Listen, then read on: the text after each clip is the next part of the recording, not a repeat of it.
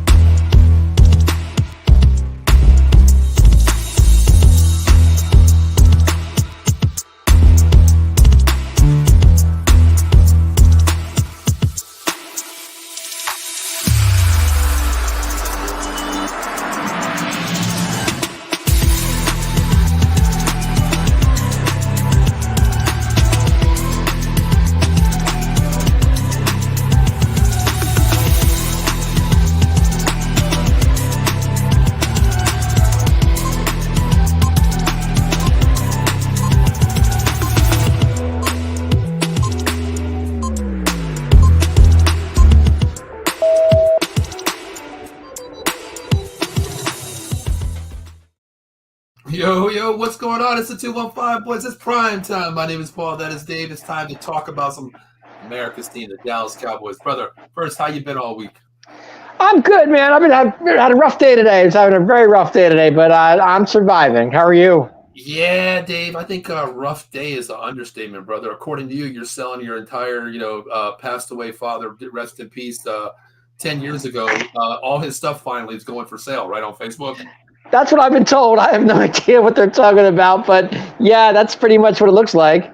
Yeah, Dave, I was looking at it. I was like, damn, I want first dibs on that car. I want the Peloton. I want the PS5. I'm sending him money. But Dave, he turned out to be some, I don't even know what the hell he was. He gave me some fake bull crap. I knew it wasn't you because you're my little brother. I know how you talk. I know how you type. And I'm like, this son of a bitch ain't the showstopper. He ain't Dave Yarnell. No, I don't know who this guy is, but he definitely got me big time on my Facebook account. My Facebook has been hacked, so if you are getting anything from me, it is not me. I'm just telling you right now. So just delete me if you are friends with me. Just delete me now because my Facebook account has been hacked as of this morning. Yeah, Dave, it's not the first time, man. Well, I was hacked a couple times. I was banned a couple times, but we are live tonight on Facebook, YouTube, Twitch, and Twitter, Dave, of course. But, Dave, I want to hold that thought. You asked me where CD is. I still need to progress this. I need to think about this, Dave, because I don't know where the hell he's at. I know where he's at, but I don't know when the pen's actually going to work, Dave. I have no idea. But let's talk about this preseason game, Dave. Cowboys 27, Raiders 12, Dave. Preseason week 2. Dave, where do we start? I saw a lot of positives in this game. I have to be honest. And the one positive I really saw was the running game. I was impressed with the running game this game. I really was. But the funny thing is, Dave, you asked me, and we're not geniuses. We just do this for fun. It's our opinions, what we think. But Dave, I was on the fence. I'm like, man, listen, man, Royce Freeman's not going to make this team. Dave, 7 carries, 32 yards, 4.6 average. I know, and I said the same thing. I was surprised, and Deuce Vaughn was even showing flashes on Sunday. I was impressed with that. The run game to me was, so. I mean, I know. I think the Raiders had their starters in there from what I saw, but our offensive line looked really good. Yeah, it did. I mean, Dave, go back to the running backs. I can't grasp. This is why I don't like preseason. I like certain things about preseason, Dave. But when I watch preseason games, man, I watch it because of rookie battles. I want to see how they're doing. Guyton, Beebe, and all these other guys too as well. But I watch it. It's just mind blowing because this guy's on the fence with me 1 week. He's not even. He gets 1 carry. Doesn't look great. He doesn't. He look like he's missing in action here. Then the next week, you're on my shit list. You're on my shelf in the doghouse. Next week, you're the leading rusher. I don't know what to understand right now, Dave. Like I said, Royce Freeman actually didn't look bad, and Deuce was actually decent. But even Malik Davis had a couple carries that were kind of nice. So, I mean, I like McCarthy's, using the running backs. I kind of liked it. I got to be honest. Yeah, exactly. I mean, Trey Lance still led the way, 7 carries for 34 yards, had 1 TD, a long for 20, Dave, which is good. We know what he is, but I don't want to talk about him. Yeah, I still want to stay with the running backs here. You're right. Deuce Vaughn, 5 carries, 34 yards. That one spin move he had, Dave, and that cut, this guy is a scat back that can create mismatches in the offense for this Dave. Royce Freeman, 7 carries, 32 yards. Snoop Connor, 5 for 13. Okay. But Dave, we're seeing these running backs actually get the time to play and making the best of it, honestly. Well, yeah, I mean, against a good Raiders defense, I was pretty impressed with what I saw. But I hope if that's what we're going to see during the regular season, I'm okay with that. I mean, I know Zeke's going to be leading the way, but you're going to give me some Royce Freeman and you're going to give me some Deuce. I'm okay with that. Yeah, I mean, we think we know what 1 and 2 is going to be. Zeke or Rico, of course. We know 1, 2. I'm fine with either one, Dave. I really like. To be honest with you, I like Rico coming in first, starting, because he's that more blend back who can get downfield faster. He's physical. Then you bring it on 3rd down or even a 2nd and 4, 2nd and 3. You utilize Zeke's power game too. He doesn't have the speed to get outside anymore, but the screen game is there. He's physical. I like that thunder and lightning package that we have with these two. But then you bring in 3rd and 4th guys, Dave. You think about this. Royce Freeman, Malik Davis, they were, Royce was on my fence, Dave. Now he's maybe 3-4. Definitely 3-4 with a Royce Freeman and Malik Davis right now. Well, he needs a job, Paul. He's going to work his butt off to get it. So I guess in the 3rd preseason game, we're going to see a lot of Royce Freeman, a lot of Deuce on. Yeah, are you worried about though, Dave? We talked just like you said, he needs a job. This is an audition. You're going to be playing against 3rd and 4th string players here, Dave. No first team's going to see the field. No second team's going to see it. You're looking at players learning how, wanting to make that 50 roster of special teams. You need to see the 3rd, 4th running back come in here. Do you really think how he really good? Roy runs for 80 yards, whatever, but defense, Dave. All right, you're breaking up. I didn't hear a lot of what you said there, but I hear like a waving noise when every time you're talking, I can't understand a little bit what you're saying there. Just unplug your phone real quick, Dave. Try to unplug your headset real quick. Say it again. Unplug your headset real quick. But yeah, Dave tries that. The running game to me is just like what I'm looking at now. You're looking at 5 running backs trying to make the team here. You have Deuce Vaughn. I think he's going to be more of a scat back situation. They can use him at wide receiver as well. But then you look at Royce Freeman, who's a downfield physical back, more power, less speed than a Malik Davis. But both, I think, will make the team now because we're going to keep maybe 5 running backs here. But my question is, are you there, Dave? Yeah, I'm here. Go ahead. I still hear it a little bit. It's fine. Don't worry about it. If anybody's listening, I'm good. Please comment on the Twitter and let us know if you hear like any kind of vibrations or anything like that. Sorry about that, everybody. Go ahead. We're good. Yes. Can you hear me now, Dave? I can hear you. Go ahead. Okay, all right, perfect. Yeah, I was just saying, Dave, who is the 5th guy to make this team? Because if you think about it, we're going to keep Zeke. We're going to keep Rico. You're going to keep most likely Royce Freeman, Malik Davis. Is that 5th guy the Deuce Vaughn, the scat back, Dave, or do you keep a Connor? Do you keep a Nathaniel Pete? Who do you keep? I think you keep. Well, Nathaniel Pete actually could make this team. I mean, he could be that 5th guy. I think so. He had a nice catch for 15 yards. He did. I mean, are we keeping 3 running backs, maybe 4? I think you keep 4, but in my situation, I'm probably looking at 5 here, to be honest with you, because you're going to have a place for Deuce Vaughn. He's that type slot guy in the wide receiver unit and a scat back. I mean, Dave, if I'm the coach, I'm making a play package just for Deuce Vaughn to get him in open space. Yeah, I hear you. Well, I mean, if they're going to keep him for special teams too, we got to remember that. So I'm okay with that. Okay with that. Okay. Well, let's talk about the wide receivers real quick, Dave, because I'm not going to talk about the guy throwing the ball yet because I will talk about him. How do you see with this wide receiver unit? Once again, same scenario, Dave. We won't talk about the guy that's missing, but you don't see Cooks, of course. You're battling 3 to basically 9 wide receivers here in depth chart. But Racey McGrath, Dave, this kid is really showing me something. Out of LSU as a rookie, this kid was 3rd on LSU's depth chart behind, Malik Neighbors and wide receivers as well. So he's really doing something, Dave. 6'3" wide receiver. He's showing me something. 3 catches, 54 yards, 3 targets, didn't drop a ball, Dave.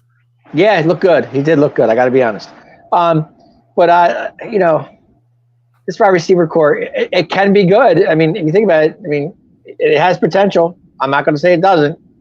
But I mean, it does, Dave. I mean, usually you probably carry 6 or 7 wide receivers. We are going to be a passing team. We always are, so we keep that depth at wide receiver.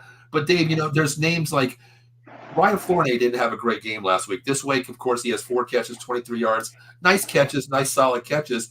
But then you have, players that didn't show out this week. Jalen Brooks didn't play, of course, But Dave, what do you see with this wide receiver unit? Because players are stepping up, getting their time. Jalen Tolbert, 1 catch, 1 target. We know what he is. We know what Jalen Brooks is. But who is your guy trying to make the team that you're looking at now to can make this roster, Dave? I think. Would you say? Do you think Jalen's on the cut list? I mean, on the brink? I don't think so. No, I don't think he is. He's not getting time right now because I think he is. He's marked in as maybe 3, 4 right now, maybe 5 possibly. But I'm looking at maybe keeping 2 wide receivers that are trying to make this team right now. Do you have anybody in mind? I mean, Racing McGrath, I think he will. I don't know. I want to see him more next week, Dave. What other guy do you think? Well, I was just going to mention him. You just said that. I think he's got a shot. I think he does too, but I want to see next week too what he does if he can continue this. To me, when you play, three catches, 54 yards, 3 out of 3 targets, no drop balls, that's great on any standard. But you're going against 1 and 2s this week, last week against the Raiders. But I want to see next week when you play the Chargers, you're going against 3 and 4s, Dave. So you better have a better game than you did this week to show me that you're continuous. You're not just progressed at 1 point, then dropping down against less standard, of course. But then you take in consideration who's going to be playing quarterback too. You know what I mean? Yeah, you have to. I mean, they have options. That's for sure. I mean, I heard not to go back on the subject, but I heard Brandon Cooks is he left camp like a few days early. I think his wife was having a baby. So that's respect. So I think coach told him we'll see you in Dallas. That's cool. Well, he's not going to see the field at all, Dave. We know that. No, I know that. But I'm saying, but him being wide receiver 2 right now, his job's pretty secure. So yeah. I mean, 1 and 2. We'll talk about 1. Right now Cooks is number 1, of course. But my thing is Racing McGrath, Dave. Like I said, I think he can make the team. He's a solid wide receiver, 6'3", good speed, good size, great catching and radius. He's a good guy there. I believe that. But to me, that 6 and 7 guy, Dave, I don't know who it's going to be. I was very high on. Was that? Go ahead. No, go ahead. I was thinking of something, but go ahead. I was very high on Jalen Moreno-Cropper. Even before we started, Dave, I said this guy's really going to catch my eye how he plays. I'm iffy on him, Paul. I don't know what to think of him. I really don't. I mean, I agree, Dave. Now watching him last week, listen, he didn't even really play last week. He had 1. I'm on the shelf with him. I don't know if he should. I don't know. He caught my eye, Dave, the way he was playing. He has great route running, of course. His tree is really good, for progression routes. But, Dave, I just don't know. I think it's really – I don't know. I'm on the fence with him now, too. I mean, I think he makes as a rookie, too. I like how he plays. But, man, he's got to beat out some players, Dave, because Racing McGrath played really well, too. He did, and he looked good, too. He did. And even Ryan Fournette. I mean, he had a couple of drop balls, last week, but – he had to fumble last week, but I think he's progressing too. So I think Fournette makes the team. I do. Yeah, but that 6 and 7, Dave, is where I'm kind of like thinking where it's going to be a little hit or miss here, because when you go 1 through 5, you're okay, because the name that hasn't even played this year, Dave, is Turpin too. Yeah. So I know. Think about it. You think about that. You have CeeDee Lamb, Brandon Cooks, Jalen Tolbert, Jalen Brooks, most likely. Then you throw in a Turpin, who's a special teams guy, a punt returner, kick returner. He's going to make the team regardless, so you can throw him in the wide receiver unit. But you really don't have to put him in wide receivers, Dave, because he is a special player for, kick returns. So, but who is that other guy? Is it going to be McGrath? Is it going to be Fournette? Is it going to be Cropper? I'm on the fence, Dave, because so am I. I think honestly, if I had to pick, I would say Fournette. That would be my point. Mm-hmm. I think he's got a shot. Gotcha. Mike checking in from YouTube, Cowboy Up Podcast in a bit. What's going on, Mike? Appreciate you, brother. What's up, Michael? Follow me. If I don't follow you back, I'll definitely follow back for Out of the Box Sports account. I appreciate you checking in, brother. Hey, let me know what you think, man. I mean, we're talking wide receivers right now. Let me know who you think is going to be that 5, 6, 7, depth chart guy. I don't know who's going to be McGrath, Fournette, Cropper. I have no idea right now. I got to see more next week. But then I can't base that either, Dave, because of the fact Trey Lance might be playing that game for a little bit, maybe there, but you're going to have the backup in there trying to get some time in there as well. So I can't jurisdict how that's going to play out, honestly. Okay, if we're talking little quarterback here, I was a little surprised that Cooper Rush didn't play as long as he did, because he wasn't in there very long. I saw a lot of Trey Lance, which was fine, but I'm just saying Cooper really didn't get a chance to throw to the receivers too much because he didn't play very much. He didn't have many. He wasn't on the field long. I don't know. Mikey, I'm not sure what you mean by put up the link, brother. Let me know what you're talking about there. We are live on Facebook, YouTube, Twitch, Twitter, X, everything out there. So let me know what link you're talking about there.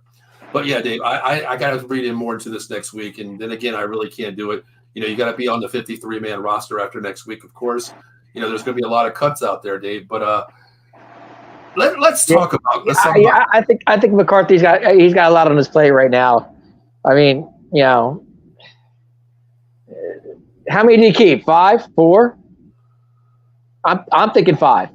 I'm thinking maybe 6 wideouts this year, Dave. 6? Okay. Yeah. Mikey, next week, if you want to hop on next week, send me a message through either Facebook, Paul Spencer, or on Out of the Box Sports account on Twitter. I'll get you on next week. Definitely will have you. We can talk about the upcoming season, week 1 against the Browns. Definitely have you on. Definitely. But yeah, I keep 6, Dave, because somebody's going to go down. I mean, you really think about this, Dave. I mentioned 2 wide receivers. Turpin, he's a utility guy. He's more of the special teams guy. You know what I mean? Right. I don't put him in there, but that's why I say I think you still go 6 in depth chart because, Dave, we're running back my committee. I think we do keep 4 wide running backs there. I think we do that. But then wide receivers, we like to air the ball out, Dave. We always say we're going to run the ball, but we air that ball out every year. So every year somebody goes down, Dave. That's true. You're right. You really think one wide receiver is going to play 17 games a season? I don't think they will. So I think you have to have that 6-7 guy. But my question is, Dave, I don't know who it's going to be. Tyron Billy Johnson, he has speed. Why? He impressed me too. I mean, this week he had no catches, Dave. 1 target, but really nothing, Dave. I mean, but he actually did. I think he did good the first preseason. I think he had a few catches. No, he played great the first game. Gotcha, Mikey. Let me definitely send me a message. I'll get you on next. What's up, Mike? Check it out. Appreciate checking out. But yeah, my thing is like, okay, I want to see more, but you got to have that 5, 6, 7 guy, Dave. Especially right now because we're not going to talk about it yet. But one guy hasn't even signed with us yet, Dave, and that means I know. You can take guy number 2, 3, 4, 5, 6, and 7, 8, 9, all the way up to 20 on the depth chart. doesn't progress what he does on the field as number 1, Dave. You know what I mean? This is true. But let's talk about the tight end position first, Dave. It's solidified. Ferguson is 1, correct? Ferguson is 1. That's a given. Sure. What are you seeing? I mean, listen, Hendershot's, he's on the shelf, okay? I like Schoen. I do. I mean, Dave, he had 2 catches, 13 yards. I get that. He's a pass-blocking tight end. I get that coming out of Michigan. Very high on him when he came out of the draft. But, Dave, why did you go out and get Spanford? Why did you go out and get him? You're not going to keep 4 tight ends, Dave. No, you're not keeping 4. Well, you might put one on the practice squad. That's what I'm saying. But, are you going to put – you can't put Shoemaker on the practice squad. You can't put Hendershot on the practice squad. He's nasty when he's not injured. And Ferguson is this straight-up man. So, Spahn, he's not going to go to a practice squad, Dave. He's going to get signed by another team, though. He's that good. He could be a depth chart guy on another team, not a practice squad, guy. So, I think he's the odd man out, honestly. Unless you could be. I don't know. We don't know yet. He could be. True. All right, let's talk about the QB room, Dave. Okay. Dave, I got to apologize to you a little bit in Cowboy Nation a little bit. I have to, eat my words here, basically. I said, I would fly down to Texas, down there and put Trey Lance on a plane, ship him to Minnesota. They need a quarterback for a bag of stale peanuts and a 6th-round pick. I would be okay. But, Dave, is he growing on you a little bit? 15 for 23, 153, rushing 7 for 34, 1 TD. Dave, should I change my mind a little bit or no? I saw some flashes on Trey. I really did. I like his running ability because he can run the ball, which is fine. Mm-hmm. And he did throw a touchdown pass. I got to give him that. I mean, you know what? I agree with you, Dave. Last week, week 1, I could have done a whole show on just Trey Lance. You had him on his bus packed up to Minnesota. But after week 1. The preseason, the guy hasn't touched the field in 2 years? Yeah, but Dave, listen, you're taking one snaps, of course. You know Dak's not going to play, so you're taking the one snaps. Cooper's. We know who number 2 is, so you're taking all the snaps. But my thing was, Dave, as a JV coach, you're watching these progression routes. When you have a man running a corner route or a curl route outside to the pylons, the corner there or the sideline, you throw to the right shoulder, Dave. Whatever sideline you're on, you throw to that shoulder. If the ball's going this way, you throw to that shoulder. So many times, Trey Lance throws to the inner side of the body, which how many times last week, Dave, did you see the wide receiver not turn and catch the ball? He had to turn opposite and look for the ball this way, right with the face. I know. That could have been jitters too, Paul. I mean, think about it. I mean, jitters. Guy hasn't touched the field in 2 years. I mean, he's going on there. He's trying to perform and keep his job. So, okay, then explain to me the missed opportunity to touchdown, Dave. I know you've seen that. 5 yards wide open, that corner around the end zone. He don't have to toe tap. All he has to do is just say, I got the ball, bread in the basket, very easy catch, wide open touchdown. What did Trey Lance do last week? Threw it 5 yards to the second guy in the hot dog vendor. Oh, that was there. But this week Sunday he made the throw, which was good. He did get a little better. I will give him a little kudos there. I will definitely say that you've escalated a little bit, but there was still a couple bad throws where Dave, to me, he's learning from the wrong person. I hate saying this, but he's learning from the wrong person. He's watching Dak play because you see how he plays. He looks down his progression, Dave. And the one thing, if number 1 wide receiver is not there, what does he do? He runs the ball automatically. That is something you can't do because, David, if CD comes back, you eye down CD Lamb. You got to look 2. You got to look 3. You got to look Cooks. You got to look Tolbert. You got to look Ferguson. You got to look your safety. The running back coming out, your safety release. You got to look these guys. Trey Lance looks down one guy and says, oh, shit, he's not there. I'm going to use what God gave me, and I'm gone. Yeah. Right? You know what I mean? Yeah. I mean, I like the running quarterback. I have no problem with it. I mean, I know Dak can't run as much now because of his leg and everything, but his knee. True. But I like the fact that Trey can run. But I still say Cooper Rush is going to be the 2, so I don't think we have to worry about that. Yeah, I mean, you're not going to see Trey Lance, Dave. He's going to dress, of course, but he's going to be that 54th man guy that doesn't, cost you a player position. He's going to be that utility QB if that goes down and Cooper Rush goes down. But you're never going to see the field because you're not going to lose both quarterbacks in the same game. You know what I mean? Right. No, you're not. Mike Peppernick checking in. What's going on, Mike? He says, yo, Paul. Hey, what's up, Michael?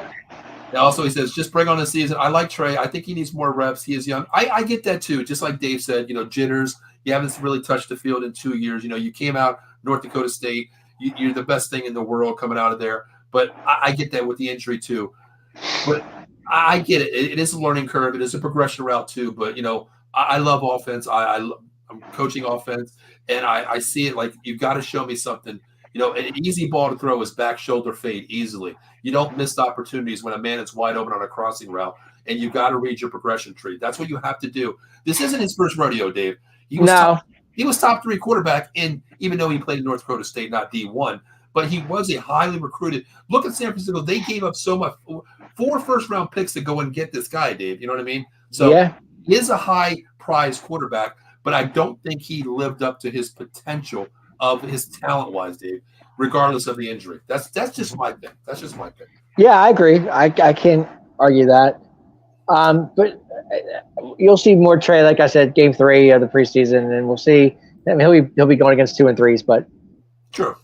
I said to slow down, for Trey. Yeah, I agree with that. I mean, here's my thing. Okay, Carson Wentz is not the really guy I want to say, but you look at him coming from the same school in North Dakota State. Okay, Carson Wentz lit up the league really his first couple years with the Eagles. I understand there's a different philosophy between different quarterbacks, but Trey Young, it's a different breed of animal when you come from a D2 school, a D3 school basically, and then you come to the NFL. It's not going to slow down for you because you have D linemen running 4.4s. You know what I mean?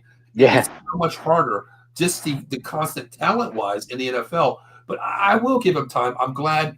But the issue is this, Dave. We mentioned this. Go ahead. You go ahead first. I'm just glad that we got to see a little, he gave us a little taste of what we wanted to see. True. Yeah, I like the running game. I like when he actually ran in a touchdown and he threw for 1. So, I mean, I like that too. Yeah. And he did move out on the field. And in 2 preseason games, no picks. So you got to give him that. That is a good thing. I mean, you're not even throwing to your wide receivers in week 1. You didn't throw it to the opposition, so you didn't get a pick either way. You know what I mean? You couldn't hit your own wide receivers, and you couldn't hit the other guys. That's what I'm saying. But I mean, that's a plus if you think about it, though. Yeah, he is progressing a little bit. You know, he caught my eye a little bit how he's playing the game, given the opportunity. Of course, you're really not playing with the ones and twos. You're the ones, of course. You're playing with a mismatch offensive line, still learning the continuity, the scheme, the verbiage, you know, and the cadence too. I get all that, but my thing is this, Dave. You're not going to keep him next year unless you lose Dak Prescott, maybe, because next year, Dave, he's owed $22 million. I know. That's the crazy part about this whole thing. That's the crazy thing. Well, it all falls on Dak right now. If you think about it, it really does. It falls on Dak. That's why maybe, you know what, Dave, I look at it differently with Trey Lance. Maybe I'm more too hard on the kid. He does have talent. Of course, you're in the NFL, man. You have talent, of course. Well, you have to have talent if you're in the NFL. But my thing is this. Maybe I'm looking into it a little bit too hard because I thought about this. I'm thinking, like, maybe I want Trey Lance to ball out so good. He's not going to take the 2 position over Cooper Rush. Cooper deserves that. He's got that position locked up as number 2, QB2. But I wanted Trey Lance to ball out so much where, man, Minnesota could have gave us a call and said, hey, what do you want to give up for Trey Lance? An audition. Games 1, 2, and 3 were auditions for Trey Lance, Dave. Because remember I told you, quarterbacks, running backs, wide receivers, everybody in position in the NFL, you're going to get injuries. And they're looking for game tape on the next best position. It's always next man up. You know that. Right, and it could have been Trey Lance if he would have had a great, you know, if he comes out week 3. Dave, let me ask you, if he comes out week 3, throws for, let's say 15 for 22, 300 yards, 2 TDs, no picks, 1 on the ground. Another team calls you, Dave, and says, hey, we'll give you a 3rd-round pick. Are you getting rid of Trey Lance this year? No. You wouldn't? You wouldn't do it? No. I think I would, Dave. I think I would. No, I don't think I would, because if, God forbid, any one of us goes down between Dak and Cooper, what are we going to do? I mean, it's a chance you take. I mean, the only thing I can say about that, you know how I am, Dave. Dak Prescott has his own playbook. Then you bring in Cooper Rush. It's more vanilla, you know, 3-step, 5-step drop, look downfield, get the ball downfield, trust your running game. With Trey, it's more the Dak Prescott playbook, Dave. It's wide open. He has the mobility. He can get out of the pocket. He can do a lot of things. But I do like that, Dave. But, man. But you know what, though? Honestly, this offensive line is going to be dangerous if you think about it. I want to talk about that, definitely. Mike Go ahead. Go ahead, Mike. Mike, I got to talk, though. Mike can't talk. I meant you talk for him. Okay. Mike says, I'm not a fan of McCarthy working with Trey. I think Trey needs a QB whisperer like Andy Reid or Bruce Arians. I do agree with that. Mike McCarthy, he's not the QB whisperer. I mean, when we talk QB whisperers like in college, we talk like Lincoln Riley, you know, 4 Heisman Trophy winners under his belt. But I agree with that. I don't like how he coaches his QBs, especially when he has a young talent. He's getting the reps.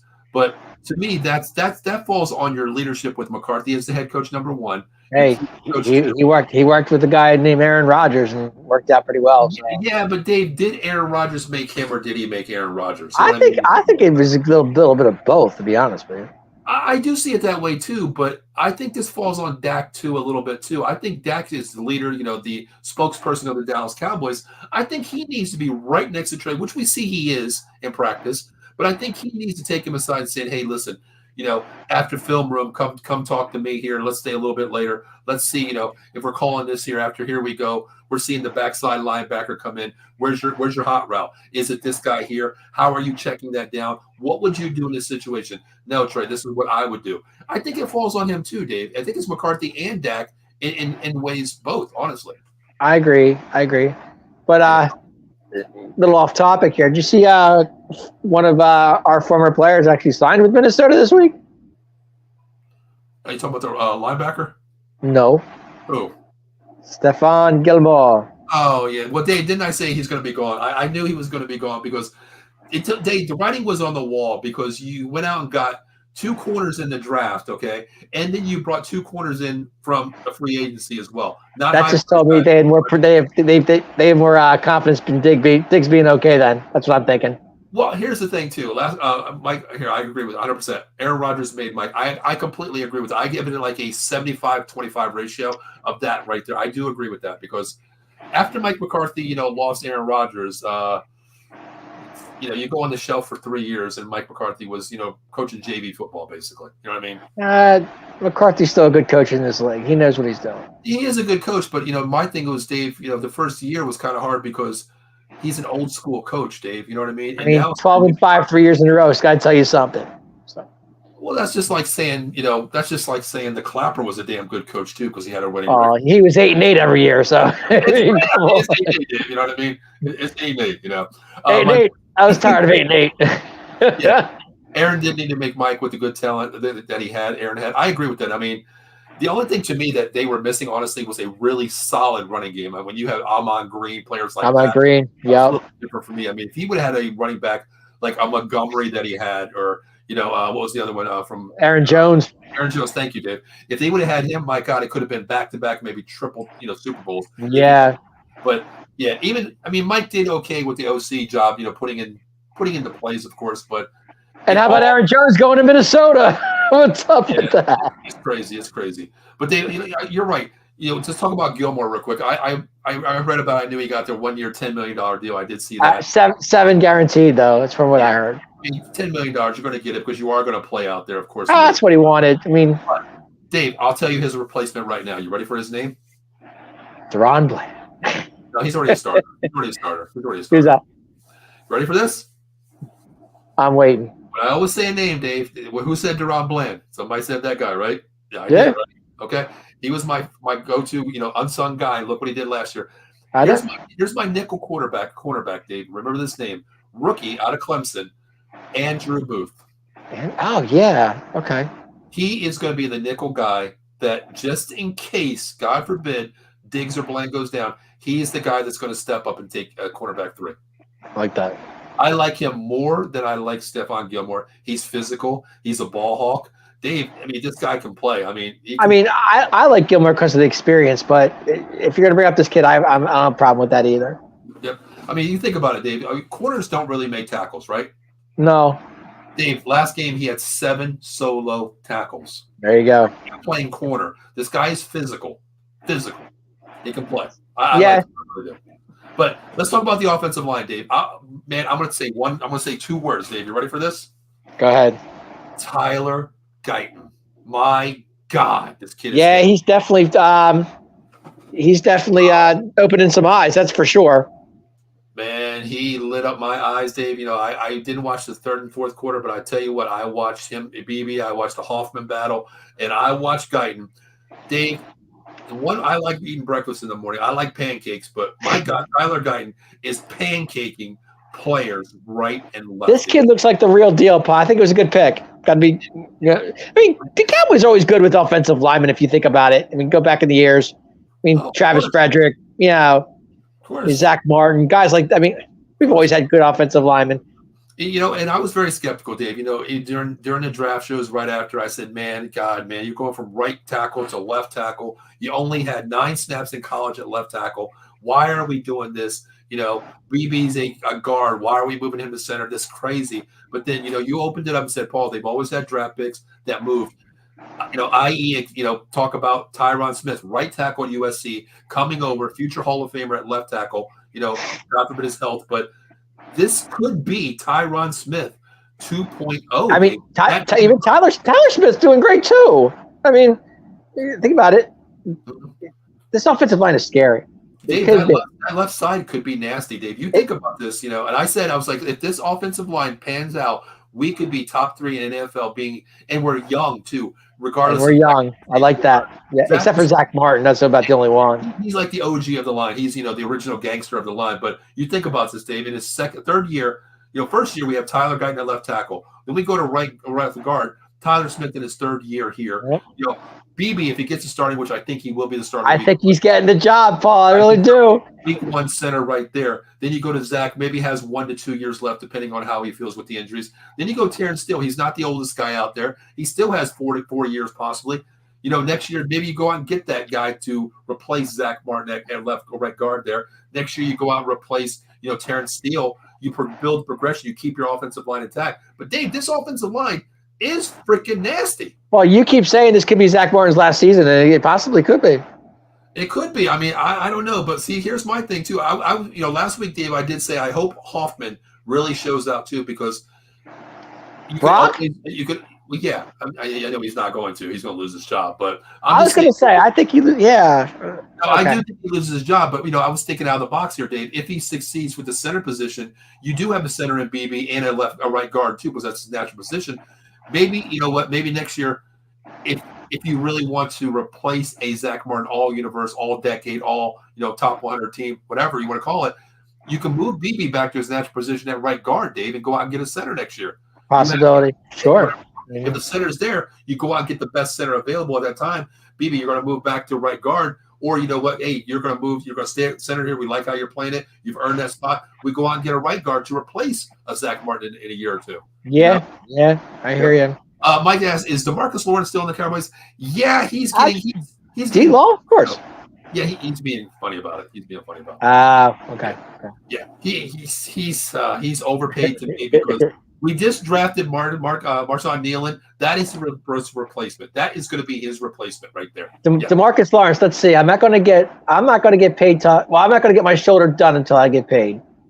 That's basically what DeMarcus Lawrence was doing, and he got his money. So. He got his money, but for the value that we're getting from him, Dave, he's overpaid to me. I like D-Law. I can't. Come on, D-Law's D-Law is such a veteran on this team. He knows what he's doing. Yeah, I mean, he shows flashes when it counts. I mean, especially in that playoff game, he came up big. Again, I know we lost, but he's still a good day. But no, I'm a D-Law guy. I always have been. I know you're a D-Law guy, Dave, but I think they drafted his replacement in Nealon. I'm telling you, Marshawn Nealon. Yeah, Marshawn Nealon. I'll tell you, he can be the real deal. That's what I'm saying. I mean, you went out and got him. I was kind of bad on it because, you're playing from a lower end school, of course, but you're really showing me what you can do. Coming from like a D1, D2 school versus the NFL, JV versus varsity here, you're really getting your time and you're really expanding it. I think. Did you see who we picked up today? No, I was so busy today, Dave. Former Minnesota Viking, Mike Zimmer guy, Linville Joseph. Oh, the D tackle. Yes, sir. That's a depth move. Linville Joseph has been in the league for a long time. I saw that this morning. I was like, wow, he picked him up. Yeah, that to me is a depth move, Dave. That's just a utility move. You're going to make it. He's a big body. A big nose tackle, old school, and that's Mike Zimmer. Fly to the ball, play hands up. Physical football. He's a physical guy. I think it's more of a depth move just in case because, man, this division, Dave, disregard the Giants because they don't even know what the hell the quarterback is right now. Did you see? Daniel Jones, two pixels? He just looks bad, so I'm not even going to put them in the puzzle. Washington and the Eagles, they're hybrid offenses, right now. So I think you have to have a fast rotation on D-line. That front four needs to be, in and out fast. So I think this was a depth move. Smart move, honestly. I really do. But I agree. Yeah. But Dave, a couple comments real quick. We did talk about this earlier, but I want to, answer Mike's question. Who's your starting running back? I think it's by committee, honestly. I'd rather have Rico as 1, Zeke 2. That's what I like. I'm okay with it. But regarding, 1 through 4. I think right now, it's Zeke 1, Rico 2. And I would say it's either going to be I don't know. It could be Blake Davis 3. I don't think so. I think they keep what's his name? Royce. Yeah, I think Royce gets the 3 spot. Yeah, I mean 1 and 2. I think I could be fine either way with it. I like to see Rico. He's more physical. He's more downfield runner to me. He can get outside the pocket, east and west faster than Zeke. Zeke is a north-south guy. I think he's going to be like the utility third down guy, short yardage guy, of course, as we've seen before.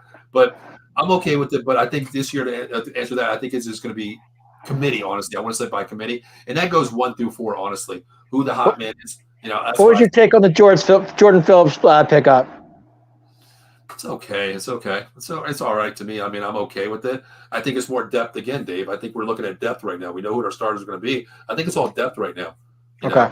Which makes it harder because the guys that are really showing out are not going to make the team at all because you just brought in 2 veterans, Lindale Joseph, Phillips. And Jordan Phillips, exactly. You're bringing in 2 guys, which basically now you're down to 56-man rosters. Some of those 2 that were going to make the team are going to be kicked off the team, going to the practice squad, or picked up by the team. They're going to create waivers for another team.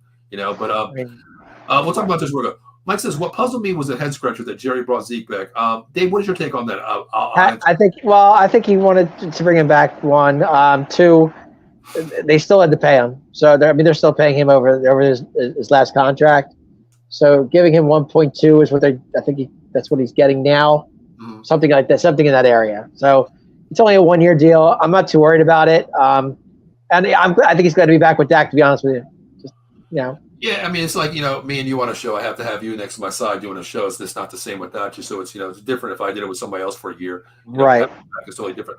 But to me, it wasn't a head scratcher to me. It was actually a smart move to me because you look at last year, Zeke led the Patriots in rushing yards, attempts. He outplayed Ramon Stevenson in many ways, even though he was hurt too. But, But the main thing to me, it made sense money-wise because you couldn't afford a Mixon. You couldn't afford him. You couldn't afford Eckler, who I wanted. You couldn't afford paying him $6 million. So the next best thing out there, hey, he knows the playbook. He knows our verbiage. He knows Dak. What better way to bring him in at $1.2 million? It made sense to me because there was a guy we could have called, but we didn't. Who? Who do you think? I don't know, Dave. I'm over these people. Who do you want? Guy that used to play in Tennessee. He's getting $5 million a year. You couldn't afford it. Yeah, but he's still a good running back. Yeah, but Dave, here's the thing. Every night when I say, what do you guys want to eat? And everybody says filet mignon. I'm like, well, I only got a couple noodles. I can't afford that. You can't eat what you can't afford, Dave. Oh, I understand that, but it would have been nice to have him in backfield. Well, Dave, if that's the case, you know what? Hell, go get me Tom Brady back. Go get me Eric Dickerson. No, I'm saying there's still tracks on the tires in Derek, so come on. No, I agree with that. I think you're going to be solid playing with that RPO with Lamar Jackson. I think it's going to be quite nasty. That'll be interesting to watch. It really will be if you think about it. It really is. I can't wait to see them in week 1 against who they're. I just thank God they're not in our division. They're playing Kansas City Thursday night opening night. That'll be fun to watch. That'll be a good one. Yeah. But I mean, you can't. I mean, I love to have them too, Dave. Of course, don't get me wrong, but you can't afford certain talent that you can't afford. You can't have them if you can't afford them. That's why I said you got Zeke on a cheap deal, 1.23, whatever it was. It makes sense. But you're still paying Zeke on his last contract, so that's really, if you consider, that's really like a dead cap space because regardless if you're paying him, it goes against you. But we only had, I think it was at that point, Dave, when we signed him, I think it was, we did the show. I don't know if I'm correct. Just remember the number. I think we had like 2.1 million on the books. Something like that. Yeah. And that's right after we signed 2 rookies because BB didn't sign, Thielen didn't sign yet either. You know what I mean? What's killing me is we're still paying Michael freaking Gallup because now he retired. I mean, you know what? Kudos to him, man. He's a smart dude. He went to the Raiders basically on a $1 million deal. Okay, he knew either way, if he doesn't play, he still gets paid $13 million from the Dallas Cowboys. Blows my mind. Even if he doesn't play, he still gets paid either way. So basically, you think about it this year, Dave. We're not even playing just preseason. Not even going to preseason saying I quit, I'm done, I'm retired. My man made $14 million this year, Dave. I know. Yeah, I mean, and he wasn't even 100% when he came back. Right. Come on. Mike says he brings up a good point here. Hypothetically, if Zeke is somehow more of the bulk of the running plays, are you guys going to be happy? Mike, Dave, go ahead with that. Answer that first. I got my own answer with that one. I'll be happy about it because I'm just glad to see 21-15 back on the team. Because I honestly, Mike, I got to be honest, I missed him. I mean, I miss because I'm a Zeke fan. I always have been. I love Zeke Elliott. Zeke can do no wrong in my eyes. I mean, running the game, and him and Dak have such a good chemistry together. That's why I'm glad he's back because you're going to see a lot of Zeke in the offense. I mean, pass over the side, screen plays, stuff like that. And Zeke's good at that. That's what he does best. So that's what you're going to see. I'm happy about it. All right, Dave, I want to clip this show tonight, August 21st, 2024. Dave says Zeke cannot do anything wrong. I am going to. Well, I'm not saying anything wrong. I mean, you know what I mean. I mean, just having him back. The fans love Zeke. He's a fan favorite. Okay. Here's my thing, Dave. Schematically wise, I don't know if I'll be okay with it or not. I think it depends on what offense we see. If this running attack with this offensive line, if the chemistry is there with this front five, I think Zeke could get a lot more carries, honestly, because you think about this, Dave, even going back to DeMarco Murray with the offensive line we had, running behind the right guys, okay, I think you're okay. But if this offensive line collapses in any ways or a rookie, doesn't hold his own, I think I'd like to see Rico in because he's more of a He's more of a scat back here, Zeke. He's I more mean, of a downhill runner, east-west runner too. I'm okay with. I want to still use the word committee, but right now, Michael, I'm okay if he gets it. But then again, I'll be on the fence as well because I don't know what we're going to look well, like. Mike, here's the thing: if they used this thing, if they did the same thing like they did last year with Pollard, Pollard takes you to the 5, 6 yard line, Zeke punches it in. I'm good with that. If they could do that with Rico and Zeke, I'm good with that. I have no problem with that. I really don't. I agree with that too. I mean, I think he's more of the third down powerhouse back. Dave, I'll be honest with you. I think this year, I think they open it up to where the point we're going to see a split back. Back in the backfield, two backs. We might see Zeke in the backfield with a Rico, with a Deuce Vaughn. Because I thought about this today. I was like, wait a minute. What about if we put a Zeke at tailback as well? We put Deuce in there as a scat back running across in the backfield too. Yeah, see, I don't see Shots doing that though, because Shots says that he isn't. You're coming up with that, but I don't see Shots coming up with that. I just don't see it. We thought the best chance that we ever had doing that was Kellen Moore. The master of the mirage. It's going to happen. It's going to happen. Well, we didn't do it. You know what I mean? That's what I'm saying. He is the window dressing guy to me. He is exactly the window dressing. Now, I don't think we're going to see window dressing. I think we're going to see, what we show you is what we're going to do. Football. I think, like I said, you're going to see a lot of Rico. You're going to see a lot of Zeke. You're going to see a lot of Ferguson. I'm saying, and because I say this every show. Everybody knows that Dak loves his tight ends. It's not even a question. Ferguson will love over the side. You're going to see maybe Turpin. I mean, this offense is going to flow once it gets started. I have no problem with that. My thing is get to the 5, give Zeke and pound it in, or let Dak do his thing on like they always do. Well, we're going to Eileen checking in. Hey, Eileen, how you doing? Eileen.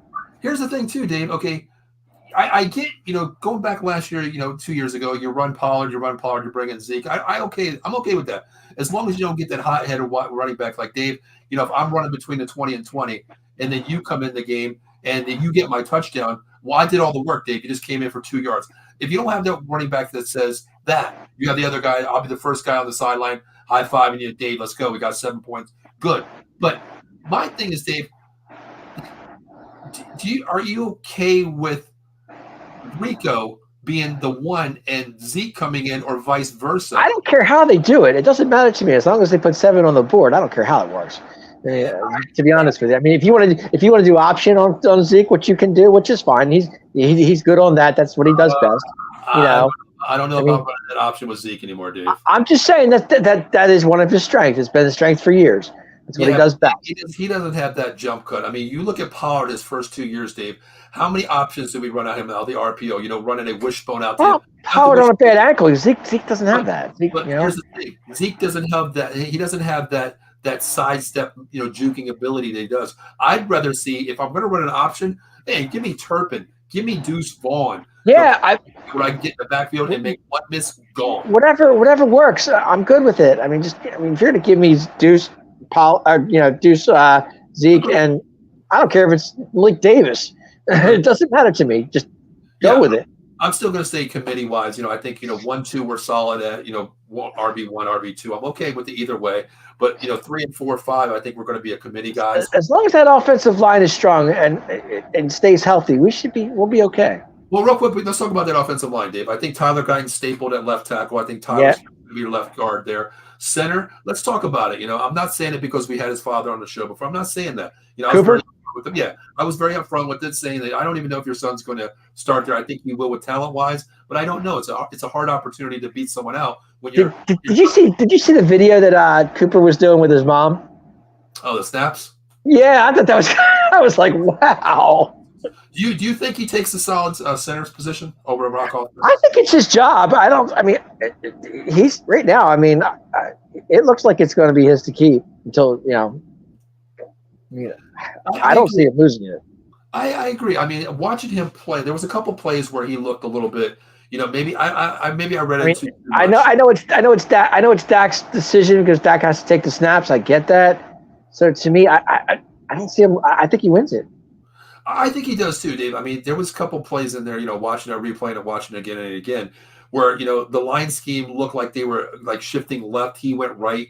A couple plays where he was supposed to double team the center, knock off, man on man, hat on the guard. He didn't do that. There's a couple, to me, of missed assignments, but I think he's progressing so fast that I think he does take the starting position. Zach Martin's going to be your right guard. Terrence Steele's going to be your right tackle. I think this offensive line really is good, Dave. It's going to surprise a lot of people. It really, I mean, people are just saying, "Oh, Dallas is Jody McDonald. Dallas is going to be a dumpster fire." No, they're not. They're going to be the Cowboys. It's the Cowboys. What they do. I was up on the fence, Dave. Switching positions to your first round, third round pick being switched positions out of the block, right away. But the way they're playing, Dave, I mean, I'm seeing Tyler Guyton pancake people, man. I mean, he's putting some Aunt Jemima sauce on it too. Plus, I have something for you, Mr. Man, over there. What is it? 2 preseason games, 5 picks in 2 games. You liking that? Dave, but it was against Stetson Bennett, 3 of them. You know what I mean? Yeah, I get it, but I'm just saying, total of 5 in 2 preseason games. It's something to look at. No, I agree with you, Dave. It really shows me a lot because I was kind of hesitant. Mike Zimmer's been out of the league for a while. You think about that, what his defense used to be. With Vikings there, Dan Quinn was 11 hats on a ball, very physical. What is Mike Zimmer going to bring to it? He's shown me he has the same mentality. I'll be honest with you, Dave. Let me know how you feel about this. I want to say something. Tell me if you agree or not. I think Mike Zimmer's defense is more physical than Dan Quinn's. That's what I'm seeing too. And I mean, I'll give you that 5-6 yard cushion if you're not going to get. I mean, no, I'm okay with it. I'll stop you there. I will give you 5 or 6 yards off the ball on first down only. But when you're 2nd and 3, 3rd and 3, 3rd and short, you do not play off the ball. You are a man up on the field regardless. Right, I get it, but I don't know. I mean, to me, this defense could be dangerous. It could be. I mean, I'm not saying. Yeah, I think so too. I think they'll be okay. I mean, if Diggs stays healthy and Overshown does his thing, I mean, there's possibilities in this defense without a doubt. Well, you think about that, Dave. I think it's going to be solid on the defensive side of the ball. My question was, if it was my team, I've said this even before the season started, Dave, even before preseason game 1, when we were doing the draft shows, after the draft, I said Malik Hooker is, to me, the odd man that's going to probably be on the bench. Either that or Donovan Wilson or Jordan Lewis. My guys, you have to move Marquise Bell back to safety, Dave. You keep saying that. Dave, look what he did week 1. He was playing safety, came in as safety, and picked the ball off because he. I know, and I didn't see it when you put it on the group text. I saw it later on. Yeah, it looked good. I think he saw it. He could play linebacker and I'm going to say 190, 200 pounds wet. I was going to say for 2. But Dave, he played an entire season at linebacker, stepping up and filling the box. You know what I mean? Yeah, but can he go all 17? I don't know about that. I mean, well, he played 15 games of starting linebacker last year. Dave. Yeah. So can what at 215? I mean, is that a linebacker really? Did we ever see him an announcer say, "Oh, he just got blown up"? I've never seen that. No. You know what I mean? No. That's the thing. And you move him back to safety. He can cover running backs, Dave. He can cover tight ends. He can play the nickel slot if he has to at linebacker. You put him as safety. Dave, you got a guy back there who's really a corner, if you think about it, playing safety. That helps that defense so bad because he's going to be on Diggs' side because Diggs coming off the injury. He still bites, Dave. He still bites. 215 soaking wet. Yeah, I get it. That's a hard hitter at safety, Dave. I'm not saying it's not. I like Marquise, but I always did. I have nothing against the guy. I think he's a good player. I just think, but I just don't want to wear him out. That's all I'm saying. Get worn out. I think he's going to get worn out. I mean, I don't think that's at all. I mean, if you play linebacker, safety is a little bit different position, and a little easier, I want to say, than playing linebacker where you're constantly covering. And when you're playing safety, you're reading the zone. Your linebacker calls the play. You see a 2-man up, 2 wide receivers shifting to the right side. You're shading to the right side. You see, at basic 13 personnel, 3 tight ends. You're coming up, creasing the box a little bit. Then you have to take a tight end. You have to know your assignment, but. To me, it all falls down to 2 people, David. Number 1, it falls down to Diggs, of course, what we're going to get with him. Number 2, I pray he stays healthy all year because if he's healthy, he's going to be. We're going to see a lot of maybe some pick sixes and he's a ball taker. He don't mess around. So he takes chances. He's a ball hawk too. He does do that. But I think Dave, you asked about all these corners too. I think that's why we went out and got 5 corners in free agency and in the draft because. I think you go out and get them because you don't know what Diggs is going to be. You've got depth there. You're going to see these players. Andrew Booth, I think he's going to not start. I think he's going to be that nickel guy as a rookie. I think he's going to step into out of Clemson. I love how he plays. I love how he that. I think it was more depth move because you don't know what Diggs is. And the other guy, Dave, my God, you know how strong I was on this guy, Demarion Overshown. Injury. You know how I cannot wait to see him back on the field of play. I'm so excited. I really am. Dave, I tell you, when we did that draft show, and I was like, my God, I'm telling you right now, this guy, Demarion Overshawn, when we get him, he's going to be so nasty. He didn't have a season last year. He was injured, so this is something to look forward to. You know. Here's the thing too, like, you know, during that draft, everybody talked about. I hear all these other shows, all these networks saying, you know, going back to this guy, you know, this guy was the best linebacker out there. Edgerrin Cooper was number one, which I definitely wanted too. But I said Overshawn was probably the best linebacker in the draft last year. You know, you think about that. Going back even with the Eagles, Dave, really quick. Remember how we did the draft and we talked about, everybody said Nakobe Dean, Devin Lloyd. Oh, God. Everybody was so high on Nakobe Dean, right? I know somebody who was absolutely going nuts at Marty McGee's. I'll never forget that. And he knows what I'm talking about. Go ahead. A lot of people said Nakobe Dean. What Nakobe Dean is, he can't even really see the field right now on the Eagles. He was a product of the system of the Georgia Bulldogs, Dave. Is he going to be – well, who is their linebackers? I don't even know. I don't even know right now. I don't even watch their team. I'm worried about my team. I don't either. I have no idea what they're about. I'll be honest with you. I have not watched one preseason game other than the Cowboys all season. You and I both. I have not seen anything on anybody because I really haven't had time. But yeah, week one, I'll definitely be watching. Of course, you know me. I'll have the screens on all four. But yeah. But real quick, hey, let's get into. Who do they play week one? Honestly, I don't even know. Oh, they're down in Brazil playing the Packers. Oh, that's right. They're in Green Bay. That's right. They're in Brazil. Yeah. No fan can wear green. Isn't that crazy? Yeah. How are they going to pull that off? Because they got gang signs down there, bro. You know, you can't wear green. You know what I mean? So what do? You got to wear pink because it's the Eagles. No, I'm serious. What do they have? What do they wear? I mean, it's all the black jerseys, I guess. I don't even know what they're wearing. Mike says, I think the Cowboys would be better off going a younger running back than Zeke. Listen, Mike, I'll tell you one name that I wanted.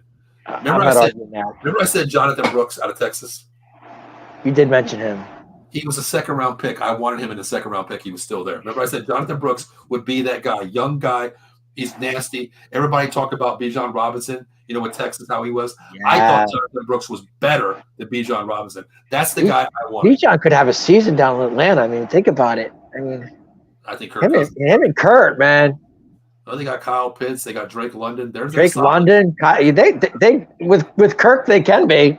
Yeah, of course. That's all they were missing. I mean, you got Mariota. You got Chad or Heineke down there too. Is Mariota the backup? No, Mariota's somewhere else now. I forgot where he is. Did he? Mariota's still with another team now. I know that for sure. Where'd he go? I don't remember. I think he's in Atlanta. I think, isn't he? No, is he even Seattle? I don't know. Let me look it up. I think so. Here's one for you, Dave, because this is your boy. Did they sign J-Ron Curse? That's your boy, Dave. Did the Cowboys sign J-Ron Curse? It's a great question. I don't think they did. He's with Washington. That's what I thought. I didn't think they signed him. I'm not talking about Curse. I'm not talking about Curse. Did I think go there as well, but I'm talking about Marcus Mariota. Mariota went to Washington. That's right. He's backing up. Okay. J-Ron Curse. I don't think he signed yet. I don't think he is actually. I think he's still in the market, if I'm not mistaken.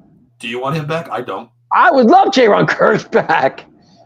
I've been asking for him for a while now, but I know we're not going to get him. I don't think he's not a Zimmer guy, though. Is he a Zimmer guy? I don't think he's Zimmer. To me, Dave, how many chances can you give a guy for not living up to your potential? I get it. I.e. DeMarcus Lawrence for me. Same. I understand that, but is he a Zimmer guy is my question. Well, you know what? I don't think he is because Mike Zimmer's bringing every damn Minnesota Viking that he ever coached back to this team. Isn't that the craziest thing? He really is. Well, it all started with our linebacker, Kendricks. That's where it all started. Yeah, Eric Kendrick. Yeah, I mean. Well, yeah. That Kendrick thing, though, you got to understand that he was going to go to Frisco and he changed his mind and came with us. So. Mike says Nakobe Dean looked good this preseason. Mike, I haven't watched. Like I couldn't tell you what 5 seconds of I have not looked at the Eagles preseason game at all. I have no idea. If he is, kudos to him. I think he was always undersized to me. I think honestly, if you think about it, he was a product at Georgia. But if he does ball out, that's fine. Mike, I have a question for you. If you answer the question, are you sold on what's his freaking name? The quarterback. Jalen Hurts? No, the backup. Kenny Pickett? Kenny Pickett, yes. Are you sold on Pickett? Do you think he's a backup, or do you think that other kid, I forget his name? Tanner McKee or something. Is that his McKee? Okay. Do you think who takes that 2 position for the Eagles? Let me know. To me, if I'm answering, I want to. Yeah, Michael would answer that one. But to me, I think Kenny Pickett is your backup because he's not a journeyman. You know, I don't think Eagle fans are sold on Pickett, though. Honestly, I just don't think Pickett fits this scheme, man. I mean, you think about it. He had George Pickens in Pittsburgh. I don't think he fits this scheme. Honestly, I think they overpaid for him. I think it's to me. I use that word audition, but it's backfiring the way he's looking in preseason, Dave. You know what I mean? Real quick, I want to give a shout out to the big man, my partner on Friday nights, Saturday, Friday, whatever time we go. His guy, Gardner Minshew, got the job for the Raiders. And he's not very happy about that either.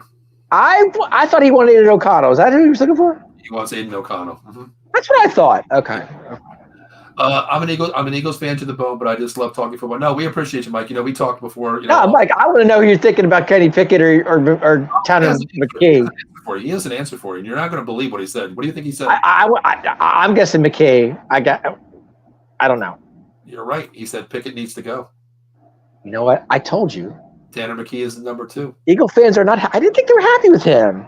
No, I mean, I look at it, Dave. I look at it like down, outside the box, looking down the line here. To me, like Trey Lance, to me, could be an audition piece. You can get something for him. But the problem is when you pick up a quarterback who could make your depth chart, possibly QB2, but in the preseason he looks like shit. He's not tradable, Dave. You're not going to get your asset of what. That's why Pittsburgh got rid of him. You know what? I mean, living up here, Dave, there was so much about him. He was the next Sidney Crosby coming in for the. Speaking of Pittsburgh, who wins that job? Right now, Dave. Is it Russ's job to lose? It's crazy. Like a friend of mine lives down the street. I'm pretty friends with him. So we report for the Pirates. He reports for the Steelers, a beat writer. And we were talking. He was like, he was in the press conference last week, and you know how Mike Tomlinson, the one-word answers, next question. When they brought up the question, who is your QB1 going into the regular season? He said, next question. It's still on the. He doesn't know. He doesn't know. I honestly think, Dave, it's going to be Justin Fields, man. He's really showing me something in preseason. That's a quarterback the Eagles could have gotten. Why didn't they get him instead of Kenny Pickett? But the thing is, I mean, you really didn't give up a lot for him, Dave. You're really paying him on a rookie contract too. But in the Eagles' part of view, Dave, you give up Pickett.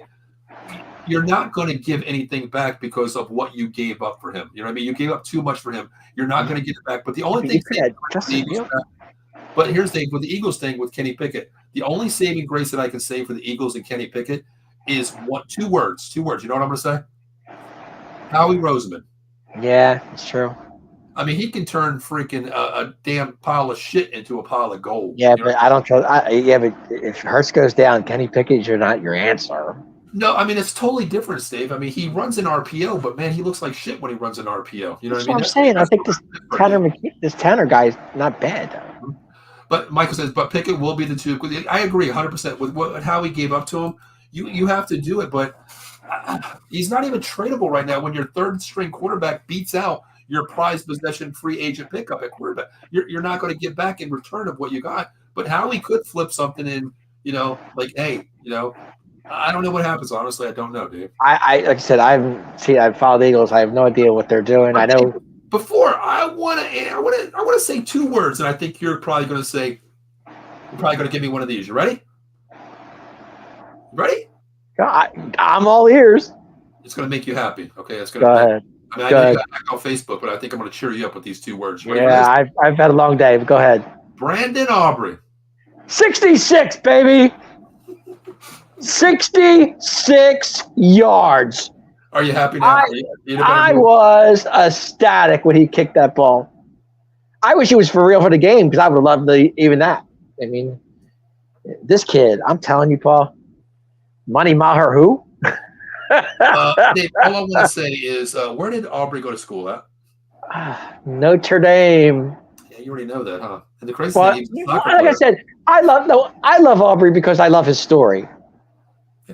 Kudos to his wife for putting him in. Thank you to his wife who got him into the NFL because he didn't want to play.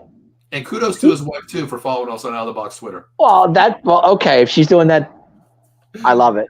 Yes. No, my thing is, Brandon, and I know McCarthy loves him. Don't tell me, Mike McCarthy loves this kid. You know what the funny thing is, Dave? When I watched him kick that, I'm like, holy shit, that's 66 yards. First thing, I don't get the same announcing quad you guys get. I get, my setup. And he goes like this. He's like, I think that's going to be a 62. And he's like, no, 60, 66. We're going to tie the record here.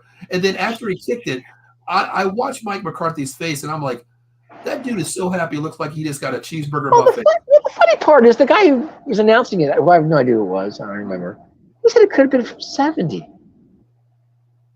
I see that. What is that? Like the player, whatever the thing it is after the show, they showed it. It would have been good from 72 yards. Dave. Did you see that he lined it up though? He lines it every time if you watch him. I studied it. I love kickers. I am a kicker fool. Okay, every time Brandon goes up to a kick, he lines it up like this, and I'm like, he gonna make it. Well, he gonna make it. Remember, he's a soccer player, man. That's what I'm saying. He's a soccer player. But it blows my mind. Is it, Dave? Before we close the show here, isn't it a great thing where you can go into a game and here's the crazy thing, Dave. It helps us out so much with these new kickoff rules because if you kick it out of the box and it goes into the end zone, you get to the 40-yard line. All you need is 15 yards, and Aubrey comes in and gets you 3 points. It's a beautiful thing. But here's the thing. It was so funny the other day. I have to tell this story. My UPS man came up to was it UPS or was it, I forget, one or the other. But comes up and I was talking to him. I was throwing the lawn at the time. I said to him, I said, Brandon Aubrey. He goes, yeah, my draft's in 2 days. I got him. I'm like, there you go. It's funny. Like I'm only doing like 4 drafts this year. We're going to get one out of the box. I'm doing 2. Like I know you're a big football fan. Let me know if you want in it. We'll put you in there, out of the box. We usually do like a donation, but we're not going to do it this year because when I won it, I put in all the money into Mar Hamlin's, charity case. Who cares? But we're not going to do it this year. But I think I might take Aubrey maybe a little bit faster than anybody else. I usually take the kicker. My kicker's always last here normally. Yeah, but brother, listen, when you got a kicker that can kick 50 yards on the money, that gives you that added 3 points for plus 50. Yeah, I was lucky. I had him last season in 2 leagues, and man. But you know who else is a good kicker too, Paul? Honestly, that Harrison Butker from Kansas City is very good. Well, they're the top 2. Harrison Butker from Kansas City and Brandon Aubrey are 1 and 2. Well, and don't forget about Tucker in Baltimore. He's the best. Well, yeah, Tucker is money, man. I mean, you go back to like guys like Robbie Gould, same people like that. But right now, to me, I think it's Harrison Butker and Aubrey. I think Tucker's got to be number 1. I would think. I mean, I would go Tucker. I would go Butker. Then I would put Aubrey in 3. The thing is, Dave, somebody mentioned this to me real quick, going off topic, but we were talking about kickers. I was like, yeah, you should talk to my boy Dave, man. He'll sit here for 3 hours talking to you. Started laughing, and I said, imagine if Aubrey, Butker, and Tucker played in Denver where there's no altitude. Yeah, that'd be wow. That would have been a 70-plus yard easy field goal. You can take it back to the 40-yard line to kick this field goal. Probably. Think about that. Let's get started. Mike says, feels like Game 6 will be starting. I believe Russell checked out of football right now. I agree with that. What I'm hearing from beat writers up here, because I do live like 45 minutes, an hour away from Pittsburgh, and one of my friends is a beat writer for him. He said the same thing. He's like, Paul, you go back and you watch when Russell Wilson was at Seattle. He was very happy, energetic, and during his press conference, he looks like he just doesn't want to be here. Number 1, you know what I mean? I think in ways he did check out, honestly. Russ is funny. If it's I don't know. I think playing for Pete Carroll was the biggest thing in his career, and that's who he loved to play for. I mean, well, Dave, here's the thing. You play for Pete Carroll, who is a player's coach. That's what I'm saying. That's what I think he's used to being with. He's friends with his players. He's very energetic. But Dave, you go to Mike Tomlinson. This guy holds you accountable. Number 1, you screw up, he's in your face. Tomlin's a player coach too, if you think about it. I mean, did you see? I don't know if it's on NFL Network, Dave, but there is a video of Tomlinson where a player screwed up so bad. Right, he comes off the field. He goes right up to him and says, "What did you do wrong?" He's like, I made the block. He's like, but you gave up. You didn't continue the block. Right. And He holds people accountable. I've seen Tomlin do that on the sideline with players. Now I've seen him do that a couple times. But go ahead, Mike. These new football rules, in my opinion, is horrible. It's like, yeah, exactly. Like putting the guy in, the 10th inning, you put the guy on second base there to make the game flow faster. But to me, it's okay with me. But then again, I'm a old school guy where I like the kick return, because if you have that Devin Hester, one play can solidify field position. Well, that's the whole thing. But then again, it benefits us if you think about it. Mike, let me know who's your kicker. If Deuce is back there, I'm okay with it. Well, that's the thing. Good. You can put Turpin back there, because you think about this. They can't move until you catch the ball, which you get a 15-yard bonus in a full, 15 yards in front of me, Dave. Nobody in front of me. I can make my jump cuts. I have two of the most prolific sideline runners in Turpin and Deuce Vaughn. It makes me feel like if you create the right seam block or crease block on the sidelines, make one guy miss, you can be gone, Dave, because there is no more wedge. There is no helmet control, gapping control anymore. It's basically man-on-man football, What's the rule with the onside kick in the fourth quarter? You have to, anytime before, or something like you have to mention you're kicking it. What the hell is the element? What is that? What's the surprise for that then? That's to me is the stupidest rule this year, where I think you have to initiate by saying, "Hey, we're going for the onside kick." Is that what that is? I think I know. I think it's like quarters 1 through 3, Dave. You have to. Mike, if you're watching the show, if you know that rule, please let us know, because I really don't know it. I'm going to look it up real quick, Dave, because I think that's one of the stupidest rules. Onside kick rules. Onside kick rule. What? Okay. It has to be in the fourth quarter? I'm trying to look it up right now, Dave. Okay. While the surprise kick is benched, onside kicks are still in play with some special rules. You can only kick it in the fourth quarter. That's what I thought. If the team is trailing, and you must notify when it's going to be created. That is the stupidest thing I ever heard. To me, okay, Dave, I don't know. I mean, going back to that Super Bowl when the Colts and the Bears did it. Remember that? I think it was? Yes. I think it was Colts. What was it, Colts Bears? I don't even remember. They all blend together. Colts in Denver? No, I forgot who it was. Denver. No, I forgot who it was. Denver, Seattle? No, I forgot who it was. I remember opening second half, they came out with the onside kick. Remember that? Okay. Was it 49ers, maybe? No, I don't think it was 49ers. I don't think okay. I don't know. I remember with Sean Payton. I remember that. Oh, okay. No, I forgot who the hell it was. I know what Sean Payton was. Right. That's a Sean Payton move. But my thing is okay, I when I coach, I ran it a couple of times, Dave. Even we're up by 30 points, I don't give a damn. If I see my kicker out there and he looks at my special teams coach, he looks at me and says, "What do you want to do?" I'm like, "Bro, they only have 4 people on the opposite side, and they're fucking huge. They're linemen. Kick the ball to that side and have my gunner go right." There. I always put 2 gunners on each side, and I put my fastest guy as a utility guy, 4th man in, so he can fly down and get the ball. If I see that, now I just gotta say, if the kicker looks over to me and says, "What do we do?" Kick the fucking ball, because I'm not gonna put my hand up in the air. You know what I mean? It's so dumb, and you can't kick it. I don't get that. This is so stupid. Like, what is the NFL becoming now, Dave? Seriously. Flag football in 5 years. It's going to be that. I think we're going to put him on the quarterback next year and say, "Here's the flag." If you get the flag, the quarterback's dead on the spot. Mike doesn't agree there.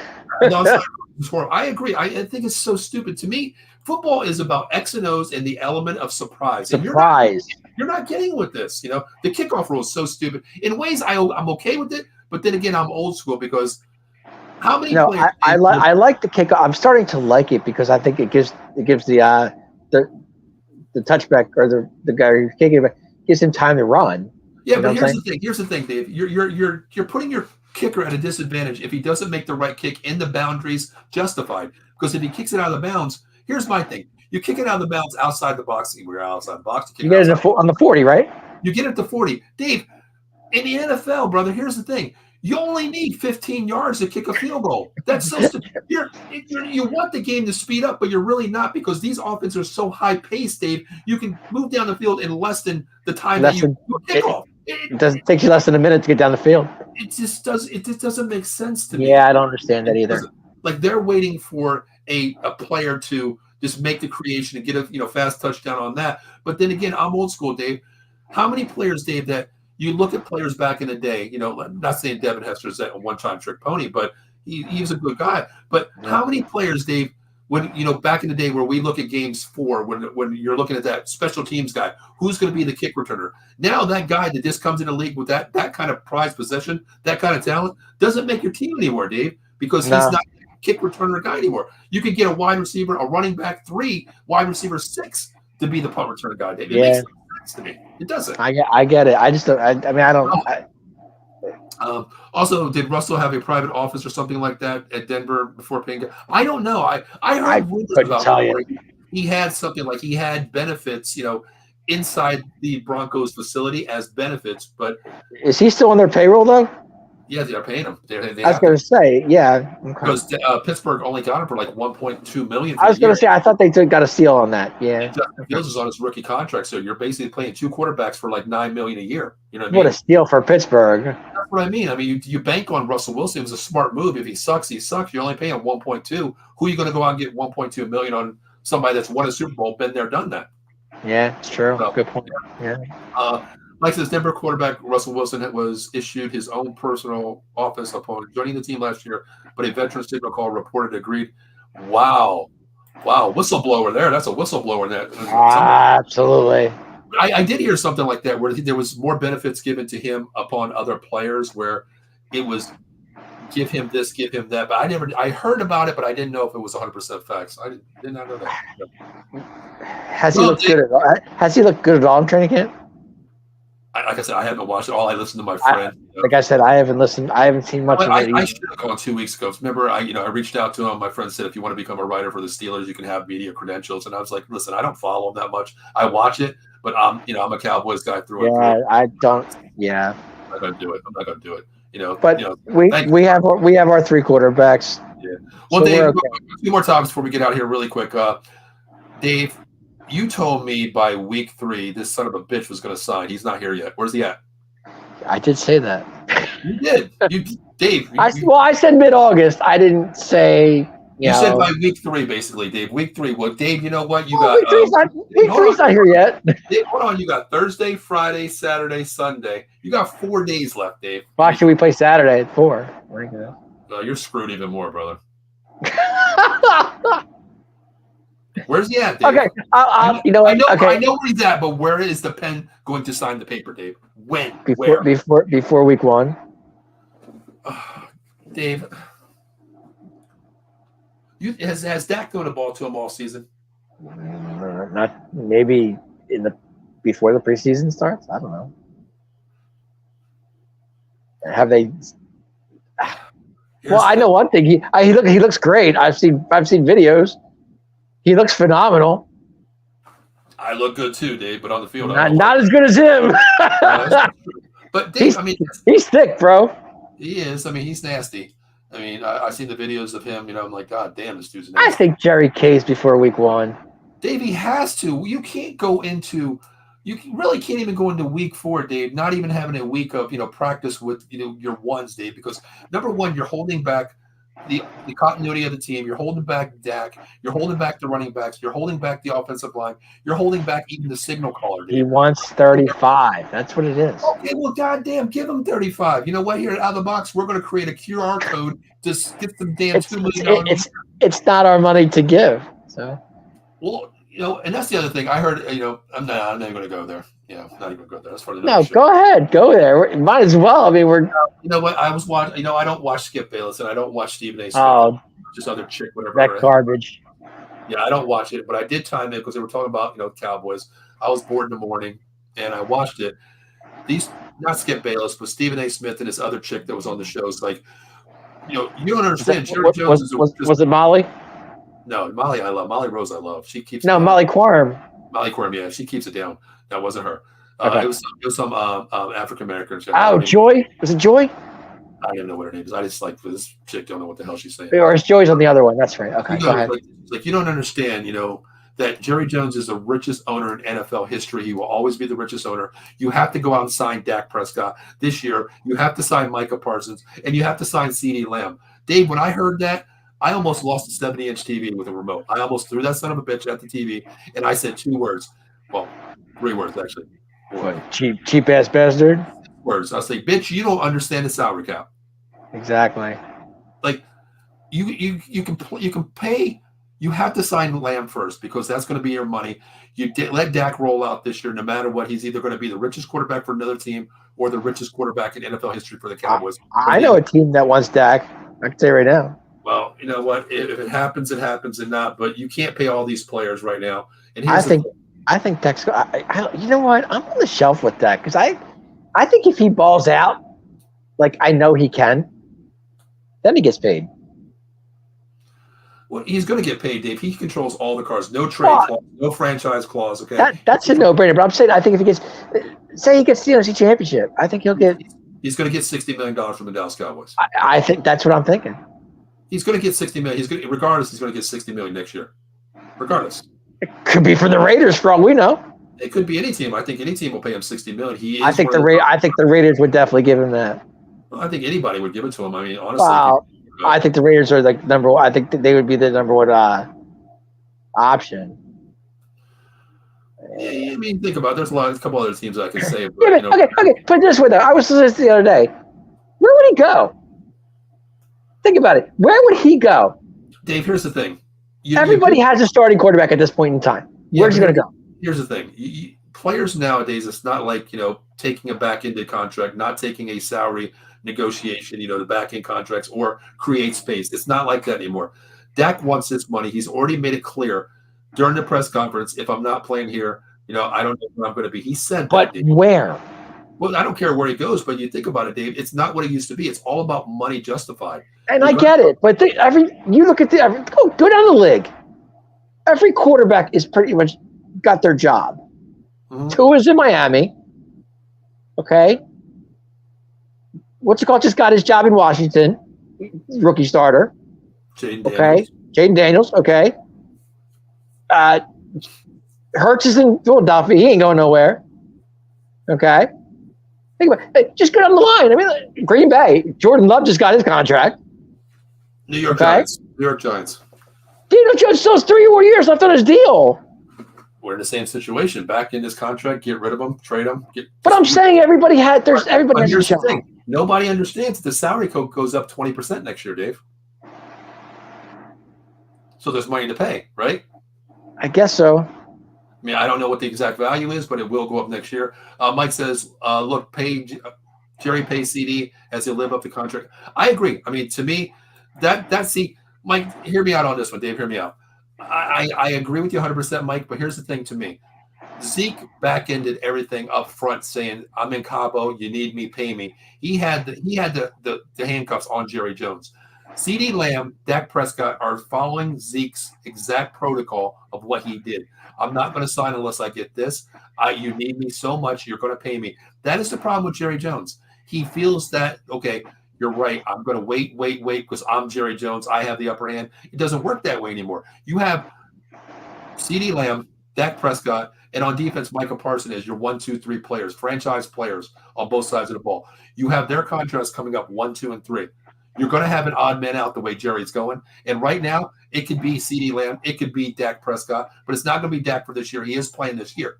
You know what I mean? Mike, what does Jerry always say? Deadlines make deals.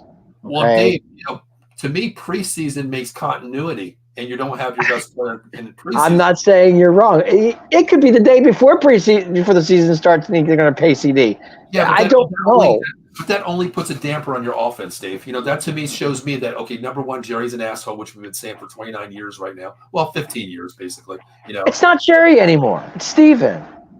Well, still, Dave, I think Steven's making the decisions. Jerry's just paying the paychecks. We say that, but Jerry Jones is in the back office, heel kicked up and saying, I'm not paying him $35 million.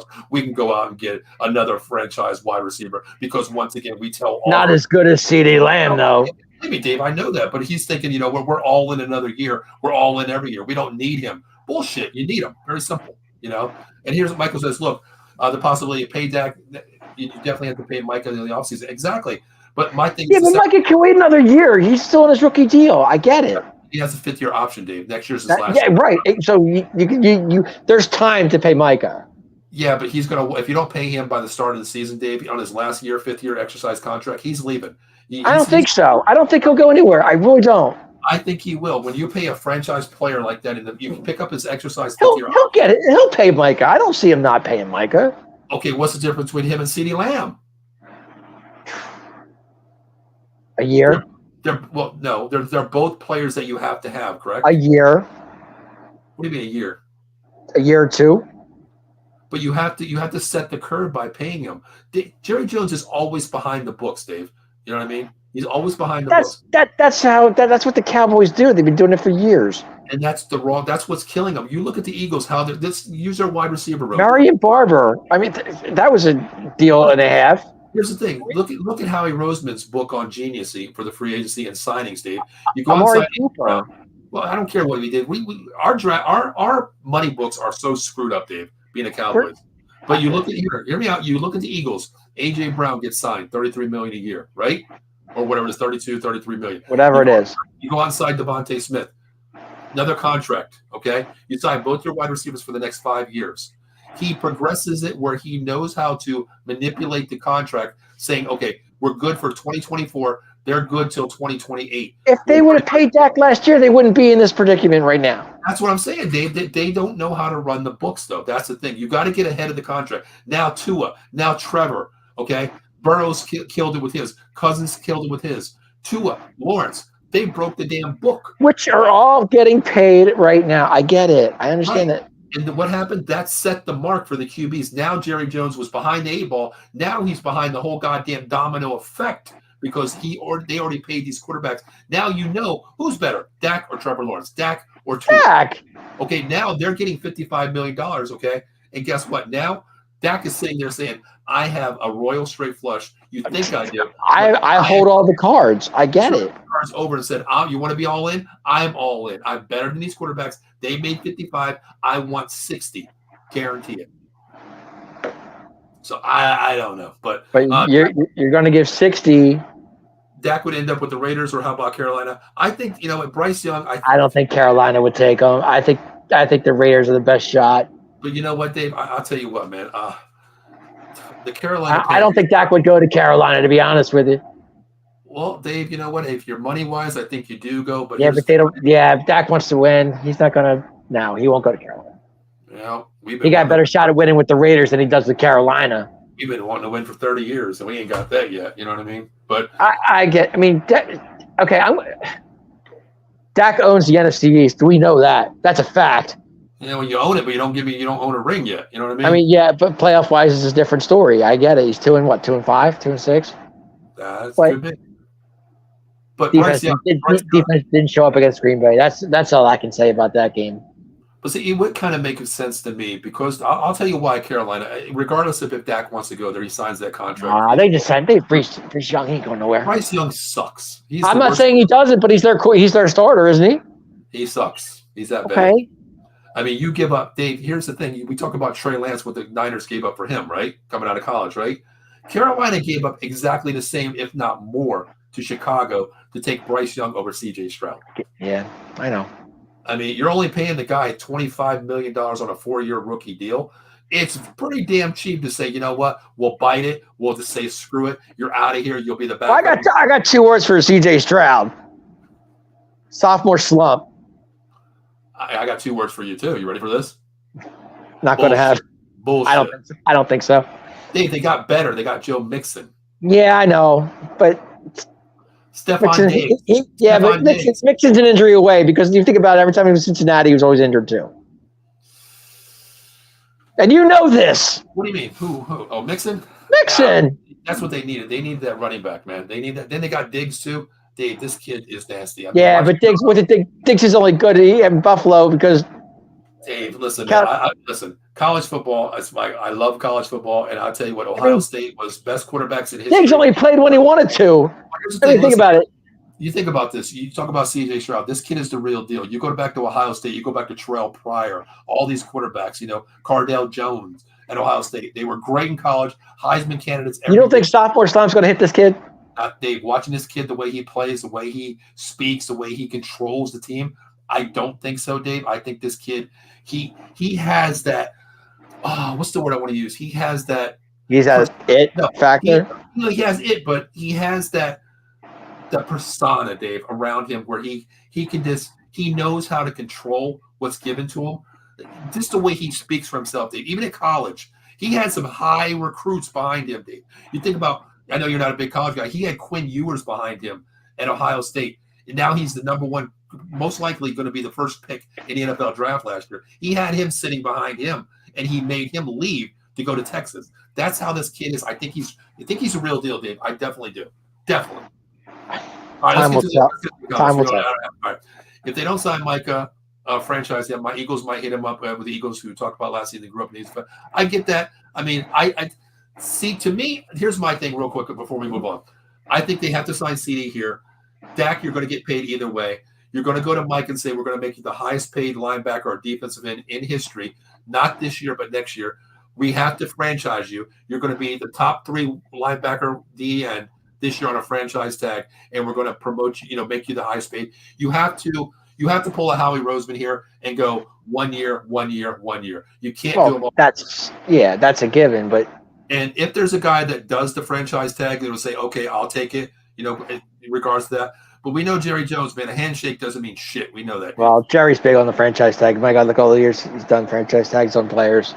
Well, that's the thing, too. I mean, he's put them on. He franchise tagged Dak for 1 year. What's that? He franchise tagged Dak before he signed him for a 2-year, 3-year deal. Yeah, well, Dak learned from that, didn't he? Absolutely. Well, Dak got injured, too. So he learned from that, though, too. But let's get to other comments real quick. If Howie hit Mark, he'd be the pie. Oh, no, I agree. Listen, I hate. I did a show with Joe Sullivan about a year ago. We talked about Howie Roseman, and I gave proper kudos to him. I think he's the best GM right now. He's a genius. I'm not a fan. I'm not a fan, but okay. You don't think he is? I'm not saying he's not, but he's crooked to me. Dave, the NFL is about crookedness, brother. That's why politics are. Politics. The best politicians are liars. You know what I mean? Yeah, all of them are. But to me, listen, how he can call him what he wants. I think he's a damn genius. Honestly, I think he should write a book on, GMs for dummies. He's had his players where they backfired on him too. So yeah, but it's all part of the GM game. You think about player wise, but we hit on players. We definitely do players in the draft. We do that for agency. We hit on players.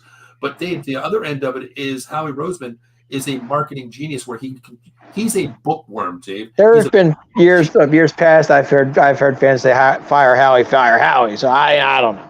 But you're looking at bad players like Rager. You're looking at players like Jalen Rager, right? Okay, exactly. I'm not talking about that. I mean, there's more to. You blame Chip Kelly for a lot of those. Who was the fireman they got that 1 year? I don't care about their draft picks, Dave, but I'm talking about salary cap issues. He's a complete genius in the NFL of signing players. I hope it doesn't backfire on him eventually. I mean. I don't know. I mean, book genius wise is totally fine because he's a genius, but Jerry Jones is a snake. Genius versus a snake. All right, let's get to the other comments, bro. Dak to Seattle, I can see that too because Geno Smith, even though he signed they signed Geno to a 3-year deal, but that's what I'm saying. They like him out there. He ain't going nowhere. Yeah, you never know. I mean, it's all about winning, though, too. You know what I mean? Nah. Bryce is 5 young, 175. He's going to get killed. I agree with you. I mean, to me, here's the thing: Mac Jones, Bryce Young were products of the system at Alabama. They were products of the system. Small quarterbacks. Dave, you can throw to anybody out there, arguably the best wide receivers. Alabama used to be a wide receiver university for the last 4 or 5 years. Any quarterback could be good there. Bryce Young, he was just. I keep hearing Miles Sanders for us too. I don't know.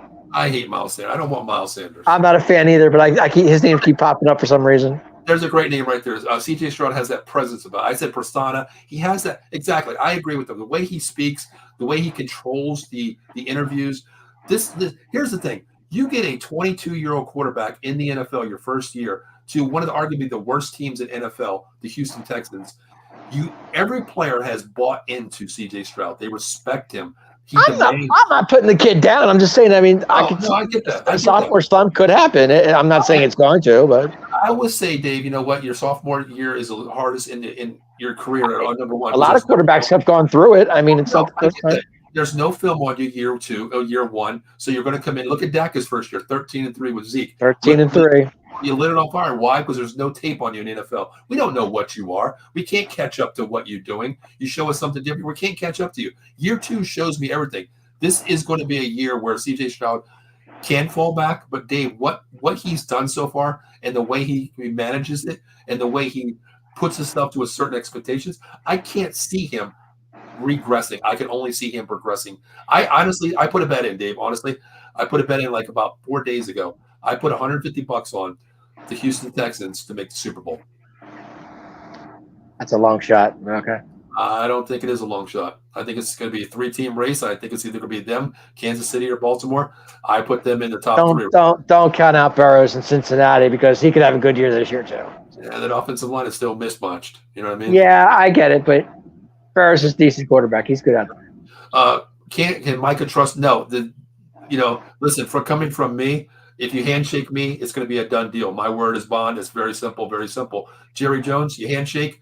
That son of a bitch has his toes crossed, his hair on his nose crossed, his ears. What if he could cross his ears? He would do cross his ears shit. You can't trust a snake. I think you can trust Steven more than you can trust Jerry. That's for sure. Not when you have Jerry Jones still alive, where you can shake Steven's hand and say, "Dave, it's a done deal." But in the background, Steven's not as crisscrossed as Jerry is. But Jerry has his hands in everything the Cowboys. Oh, I'm not saying he doesn't, but he's back there saying, "Steven, I know you handshaked it. It's a done deal for you guys, but I'm your daddy. I own the Dallas Cowboys." Seriously though, you think about that though. All right, here we go. Michael should be a priority. His game is game changer on defense, just like Reggie. No, I agree with that 100%. I love watching Micah play. I just do. He's so fun. But he was great at Penn State. He was, but here, you can't sign all 3 in straight years. Next year, you have to sign Dak, and you have to have Parsons too. Well, that's if Dak. That's like I said. Dak's betting on himself. So. Yeah. Well, I think they both are. Honestly, I mean, we have 3 players that control the Cowboys team. Technically, CD is a Cowboy either way. I mean, he's still on his rookie deal. So. Yeah, but Dave, you think about this, okay? Why go out and play for a $9 million contract, which CD gets this year? Okay, is that what it is? Is it 9? Get hurt, okay, and then your career is over. I'd rather sit out, lose $9 million a year, Dave, and still be in shape. Everybody knows what CD Lamb is. Next year, somebody's going to sign him for $35 million, guaranteed. He's a baller. Why go out and get hurt? Risk it all, playing for $9 million a year. You'd rather have a guaranteed contract where you're making $100 million guaranteed. I think Jerry caves mostly all the time. So I think he caves. Got 3 days left. We got more than 3 days. We got to hold till September 8th. We got time. Oh, Dave. All right, here we go. We're going to September. I'm sorry, 6th. Whatever after Labor Day weekend. Hypothetically, what if Micah says he doesn't want to play for Dallas after the season if he doesn't get paid and not franchise? What do the Cowboys do then? He won't say that. Keyword is franchise. I hope he accepts the franchise tag because this way you have 1 more year to back in your contract because regardless, you're going to pay CD. If you pay Dak, Micah wants to win now, and that's what's going to. That's what he wants. It's what he's all about. I don't know. Micah's all about winning. It's the bottom line. Sometimes, Dave, words can be manipulated when you see a contract out there. Or, Dave, here, let's put it this way. If Dave, you're on the show with me every week. Of course, we do multiple shows together, of course. But here's my thing, Dave. If I say to you, Dave, I love working with you, but, I think I have someone else, Dave. Well, you know what, Dave? I'm going to keep you because of the fact that we've been together. We've worked together for so long. Sometimes, Dave, loyalty isn't the best answer if you think about that. It's not, but you know what I mean? Think about that. Yeah, I get it, but I just think Mike is all about winning. But I get that, but Dave, you can't have all 3 players in straight years. This year has to be CeeDee Lamb. CeeDee Lamb's year that they'll give it'll work out. They'll work it out. Dak is going to get paid. I don't care if he's with this or he's not next year. He's going to get $60 million somehow. He's banking on himself. Dak's in the driver's seat. What's that? Dak's in the driver's seat. He's chilling. All 3 of them are, Dave. You think about it. You think about that. Dak's going to control his own destiny. If he balls out, he's going to get 60 with the Cowboys. If he doesn't, he's going to get 60 somewhere else. He's banking on himself. Next year. But where is the question? I don't care where he goes, Dave. I'm worried about the Cowboys. That's all I'm worried about. Well, then that means you're going to pay Trey Lance $22? I'm not paying Trey Lance. He's not worth $22 million. Okay, then you're going to keep Cooper Rush as your starter. For right now, yeah. Then you're building on something through the draft, yeah. Can't do it. You got to pay Dak. Yeah, there's no other choice. Exactly. That's why I said he's going to get paid either way. You asked me where, and I said if he's not. Unless Prime Time's kid comes out of nowhere, he wouldn't fit the system. I don't think so either. I don't think Prime Time wants to deal with Jerry Jones. To be honest with you, Jerry Jones and Dion would have nothing to do with it. It's going to be too much for Shedeur Sanders to come here because what he I is in don't. Colorado, he's not going to be the quarterback for the Dallas I don't Cowboys. see Sanders. Yeah, but I've heard a lot of that too. I don't know. I don't know what to believe anymore. The problem is, Dave. You want if you say Shedeur Sanders or a Quinn Ewers or a Carson Beck, top 3 quarterbacks in the next year's draft.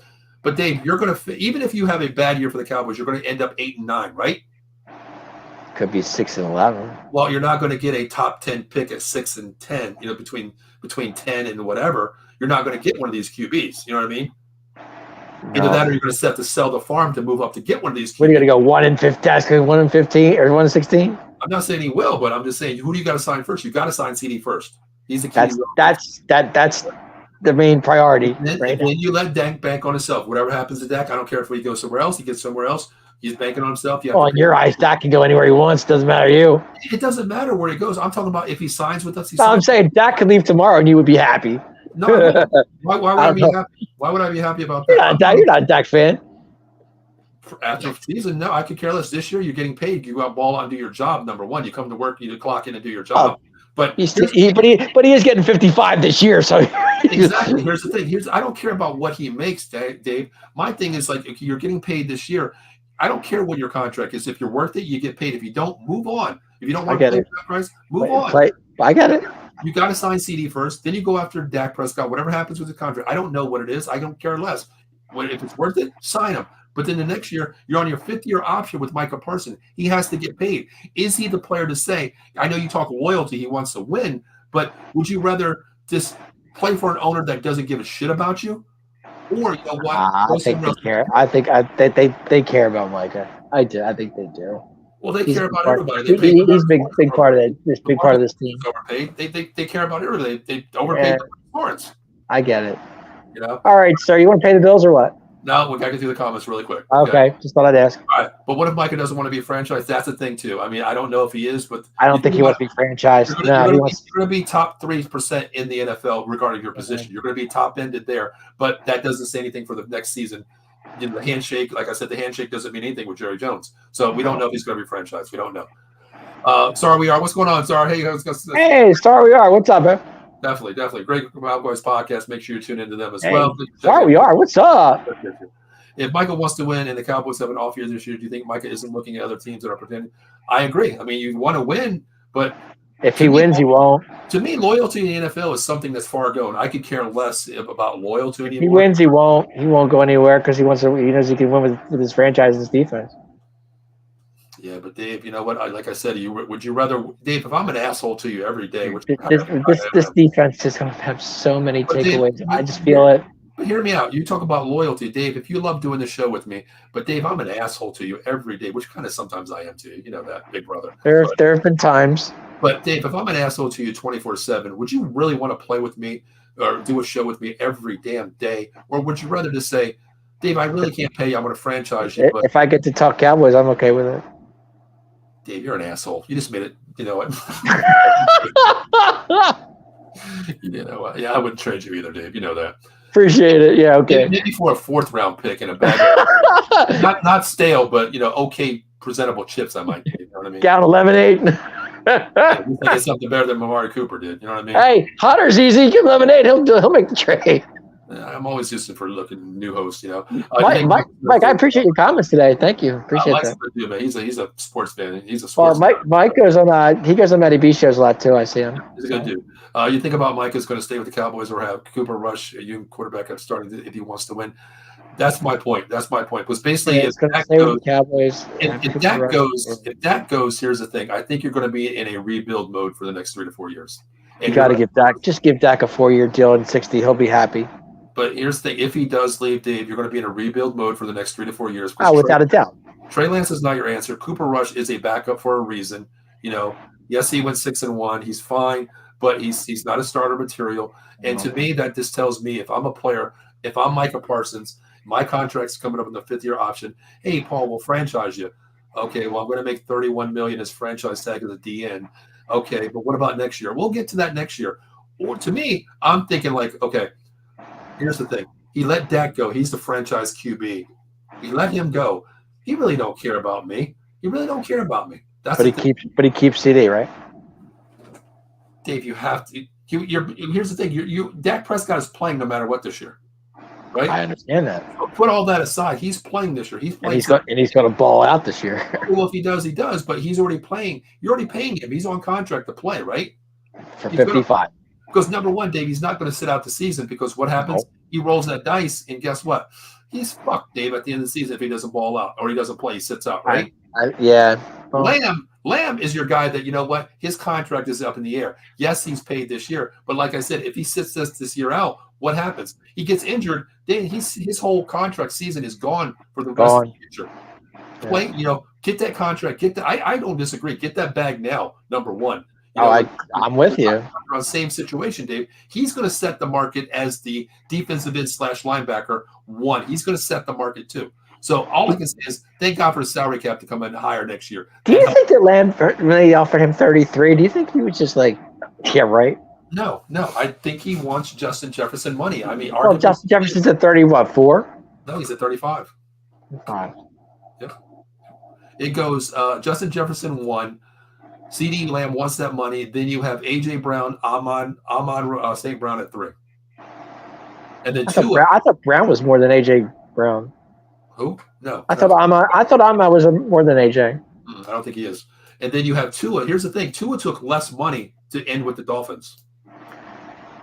Well, what's it called? Wants money too from Frisco. He hasn't got paid yet, has he?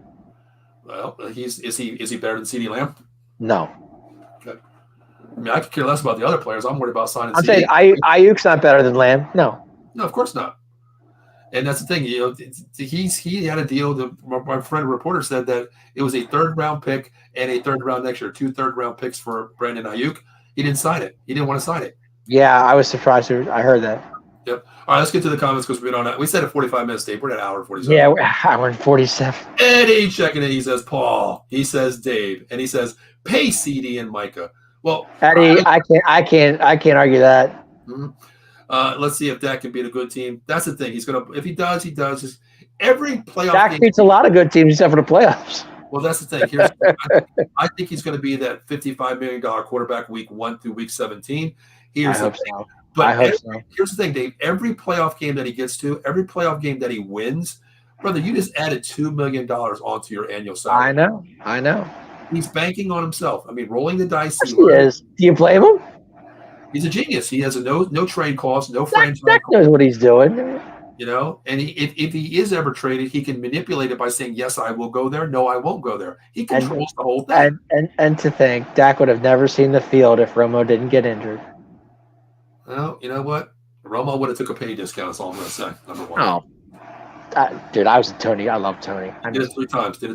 So that's all I'm saying. Big Tony fan. I think Mike is going to see how the Cowboys play this season and look at the Cowboys' record, whether good or bad, and make a decision. I think so too. I think that plus the money issue too, to see what handshake or what verbal, not even a verbal agreement. I just want to see how they play out Dak's first, because Dak is the controlling issue right now. You're going to pay Lamb regardless, but next year's contract, then we can sign Dak. And then I go to Micah in the room and say, hey, Micah, listen, we just signed CD. We have a hell of a team, offensive, defensive side of the ball. We signed Dak to a 4-year deal. You got both of them for the next 4 years. You're our captain of the defense. Please let us franchise you this year.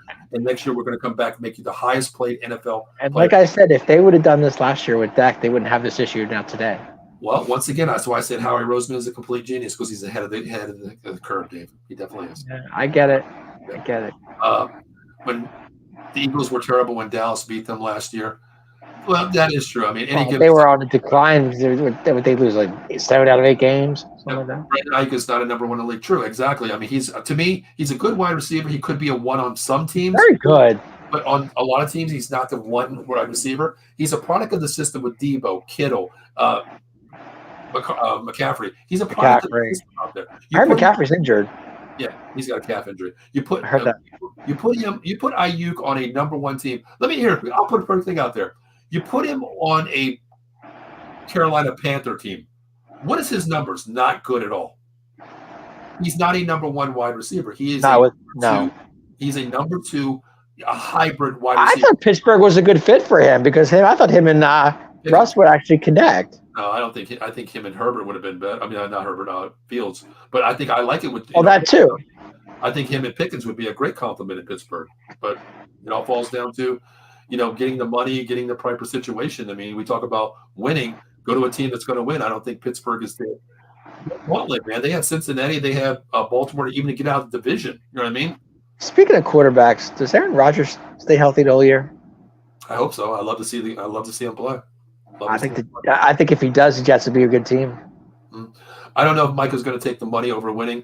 I just hope we sign him in next year. I think he wants to what's the word I'm looking for? He wants the mixture of both. He wants to win and take the money. I mean, let me ask you something real quick. Everybody checking in. Eddie, Mike, let me ask you guys something.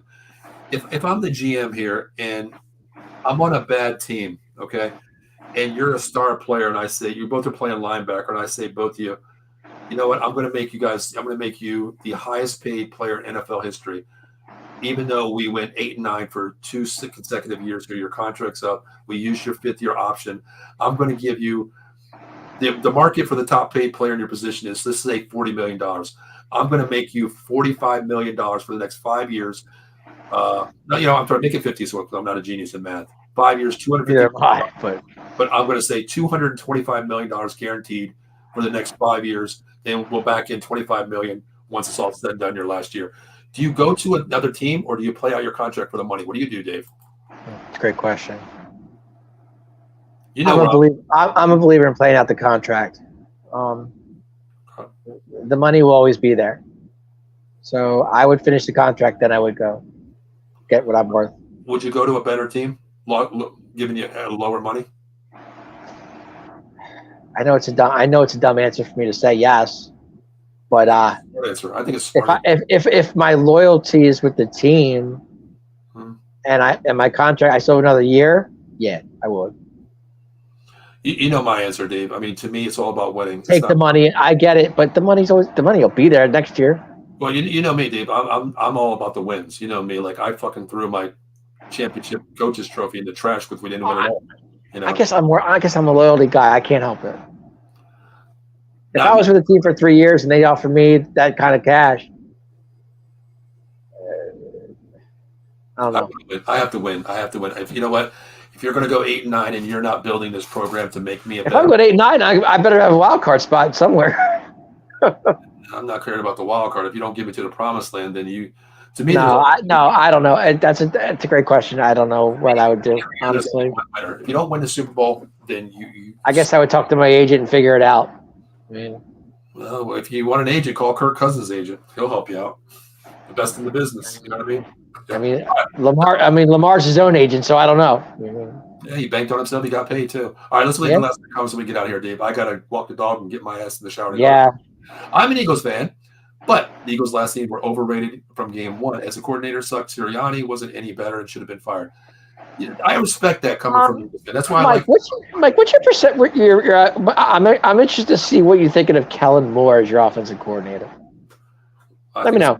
A lot of window dressing. You're going to see that. Yeah, I think so too. But you know what? No, I respect Mike's comment there. I'm just going to bring that up one more time. I respect a person like that because he's a true Eagles fan, but Mike's a Philly guy. Yeah, he doesn't see it through the green glasses. He sees it as a fan of the game. And, to me, I see it both ways. I always respect the Eagles for what they put on the field, but it's all about scheme and chemistry between your team. Yeah, I think it's all Kellen Moore and their coordinator.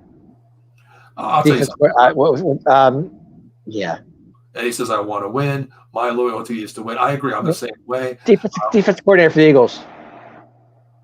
I know. Hold on. I think Michael will have a shortage of good teams, money-wise, paying money. I agree 100%. I think the same thing is going to be like Dak. I mean, either way, he's going to get paid no matter what. There's going to be a shortage of QBs out there that have, you look at the top quarterbacks in the NFL. They're still in there, but you look at a team just like Mike said with Carolina Panthers. You banked on Bryce Young. Why not, go out and get the best quarterback available, Dak Prescott. But, regardless, I don't think he goes there. That'll show me if he goes there. I can't see Dak going to Carolina. I get that, but I'm just saying, it'll be a testament of what he is about the money. Or it really bothers me, Dave. I think he is about the money because his comments will always set in my mind. Dak's been a Cowboy for 8 years now. I think the loyalty's what he is, Dave. But here's the thing, Mike. That comment that he said during the press conference will always stick in my mind about Dak Prescott. What he said. My family cannot survive on $50 million a year. They all say that. To come out, Dave, when there's things that be said on the media and certain things to be said in the locker room, that is something, regardless, you never say. You know what? It's just probably something he probably said it, even thinking about it saying it. Yeah, you know what? I mean, to me, there's certain things you say in the locker room to other players. And I get it. And that's one thing you do not say, so the media can take it and put a spin on it. He probably said it thinking the camera was off. I'm not sure on more yet. Not sure on more yet. I mean, it's going to take time. I mean, the thing with me is, Mike, here's my thing with Kellen Moore. He's a good OC. I used to call him boy genius until he shit the bed. Boy wonder. He's dollar store bread to me now since he left the Cowboys with San Diego. Here's Los Angeles. Here's my thing. We got shots, baby. Here's my thing. When he had Dak Prescott his first year, the verbiage was really too demanding for Dak Prescott. The lingo, the terminology was it was more like my offense, Dave. You heard my plays before. Yeah. I say my plays to a 13 or 14-year-old kid. They understand it, but they're like, what? Yeah, well, they dial it down. They understand it, but then you go from like Kellen Moore's to Mike Carthy's years. English coach, English. You go to. I'll give you one of my plays. Twins right, opposite jet, Z formation, scat back, T formation 34 on ISO 1. You wouldn't know what the fuck I'm talking about. Okay, that's what. Then you go to twins right, fake jet screen onto Z1. That is a Mike McCarthy play. Same play, different verbiage, 5 times shorter. Kellen Moore is so verbiage control. I don't think Jalen Hurts. You don't think Jalen Hurts is going to understand what he's saying? I'm not saying he's the smartest tool in the shed. I'm not saying he's the dumbest, tool in the shed. But I think the terminology is going to be the problem, where Kellen Moore has to say, you know what, bite the bullet and just go back to, my days in Philadelphia when I coached 5 and 6 year olds. What was your take on Jalen in college? Great quarterback, one of the best ever. Yeah. Here's my thing, Dave. I'll go back to my 5 and 6. Even wasn't he benched though in the finals? I'll tell you in a second. Hold on. But here's my thing. Going back to like 5 and 6 year olds, Dave. Here we go. Let's go. Wishbone Pokemon right. Okay, that's a play, Dave. That's why I used to call 5 and 6 year olds Pokemon right. They understood it. The Pokemon was in the middle running back. He knew he was getting the ball. Very simple. Okay. Kellen Moore is Pokemon Charizard, Blitzer, Rudolph, Red-Nosed Reindeer on 3, Santa Claus, Miss Claus, whatever, Easter Bunny on Frosty 1. on 2. That would be way too much, but no, you know what I'm saying though. That's okay. But I want to know your Jalen Hurts in college. Your option. Okay. Sirianni is the CEO and nothing more. As Fangio run the show. I like the Fangio pickup as DC. I really do. I like their defensive coordinator. I think he's more of an old school guy. He's going to bring the mentality of a hard hitting team. That's what I think. But we'll see. But okay, Jalen Hurts. We're not on. Okay. Great quarterback in college. Played 3 years. I'm sorry, 3 years at Alabama. 2 years at Alabama. Right. He got him all the way to the SEC championship. Okay. Had one bad game. Tua comes in, lights it on fire. Okay. Right. Next game, Tua gets injured. Jalen Hurts comes in, wins the game for him in the last third and fourth quarter. Takes him to the BCS championship. Gets benched. Okay? Right. Transfers. Goes to Oklahoma. Right. Heisman Trophy winner. Under a new system where Alabama wasn't the biggest spread offense out there. He threw the ball when they needed to. Great running game. Trent Richardson, and I think the other one was that's Trent. Right. The other running back they had. Oh my God, I forgot. Big boy. I forgot who the hell it was. Was it Derrick Henry? Could have been. I forgot who it was, honestly. Mind blowing there. But then you go to Oklahoma and you have a whole new program. Do you know who he played with in Oklahoma, Dave? I think I do, but go ahead. Who do you think it is? Some guy that doesn't know how to sign a contract yet. CeeDee Lamb. CeeDee Lamb. That's right. Yep. Lit it on fire, Dave. Almost 5,000 yards in college, okay? Under new system under Lincoln Riley. He is a quarterback that under the right system, under the right OC, under the right head coach, the guy could be a Hall of Fame player. I really do. I really think that. Okay. I think the only thing holding him back is his own mentality of the verbiage of a true OC. Honestly. We are officially on 2 hours, my friend. I know. All right, last time we got to get out of here. So last season, the Eagles on the Bumbling Fools coordinators can only be better this season. We say the same thing, Mike. Listen, as a Cowboy fan, I wish you well, and I respect all fans that keep it real, of course. I don't see I'll be honest with you. The Eagles' worst enemy to me is themselves this year. I keep hearing that. Yeah. I really do. I think they're So stacked. the only team that beats the Eagles is the Eagles. No, I'm not going to say it that way, Dave. I mean, injury-wise, we don't know what it could be. Any player can get injured. The Vic Fangio might not run the system that applies to his, linebacking core as safeties. Isn't he an old school defensive coordinator though? Been around for a long time. Yeah, he's an old Say, school. yeah, he's an old school guy. Yeah. But to me, if Kellen Moore can get the offense running properly, they got to use Saquon, in the backfield. They got to get him on screens. They got to manipulate what the defense gives. If they're going to be a hybrid offense where they're just going to push the ball downfield and run this RPO and get Jalen Hurts outside the pocket, that's not the answer. You got to be a 50-50 balanced team to me. With the Cowboys, to me, we're past happy. That's what we are. Well, we've been past happy for years. So. But you know what? In the playoffs, man, here's the thing. One bad pass turns into 7 points for the opposition. I mean, 2016 Zeke is not there anymore. Well, I mean, that's the thing. You got to just go with the scheme you have. I mean, we're going to be a good offensive line team. Run the ball, take what the defense gives you, push the ball downfield when it comes. Eagles, same. Great wide receivers, top to bottom, great tight end in Goddard, great running back. I can go on forever, but I think it's time to pay the bills. All right, get through the comments and I'm done. Eagles are, remember, our top 5 running team, in my opinion. I agree with that. If they run them right, though, that's the key. That's if Barkley's healthy. I think he will be healthy. I think it falls on Kellen Moore because Dave, he abandons that run, brother. He abandons that run. Well, time will tell. You could be Dave. How many times did we see him be up 20 points and still throw the damn ball? Oh, we know that. That's Kellen Moore.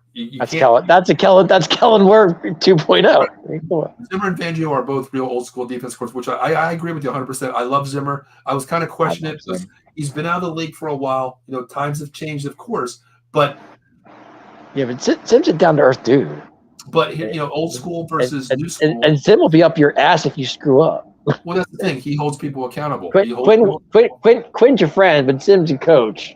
Well, that's the thing. I mean, like I told you, I wasn't going to watch preseason, but I watched Zimmer's defense. He has them flying, and they're more physical. Old school, I like what I'm seeing so far. Old school coaches bring that lunch pail mentality. Like you know what, yeah, you might have filet mignon on your young lunchbox, but when you come on my field, same way I am. When you come on my field, you don't sit on your helmet. You take a knee, number one. Then again, what does preseason mean?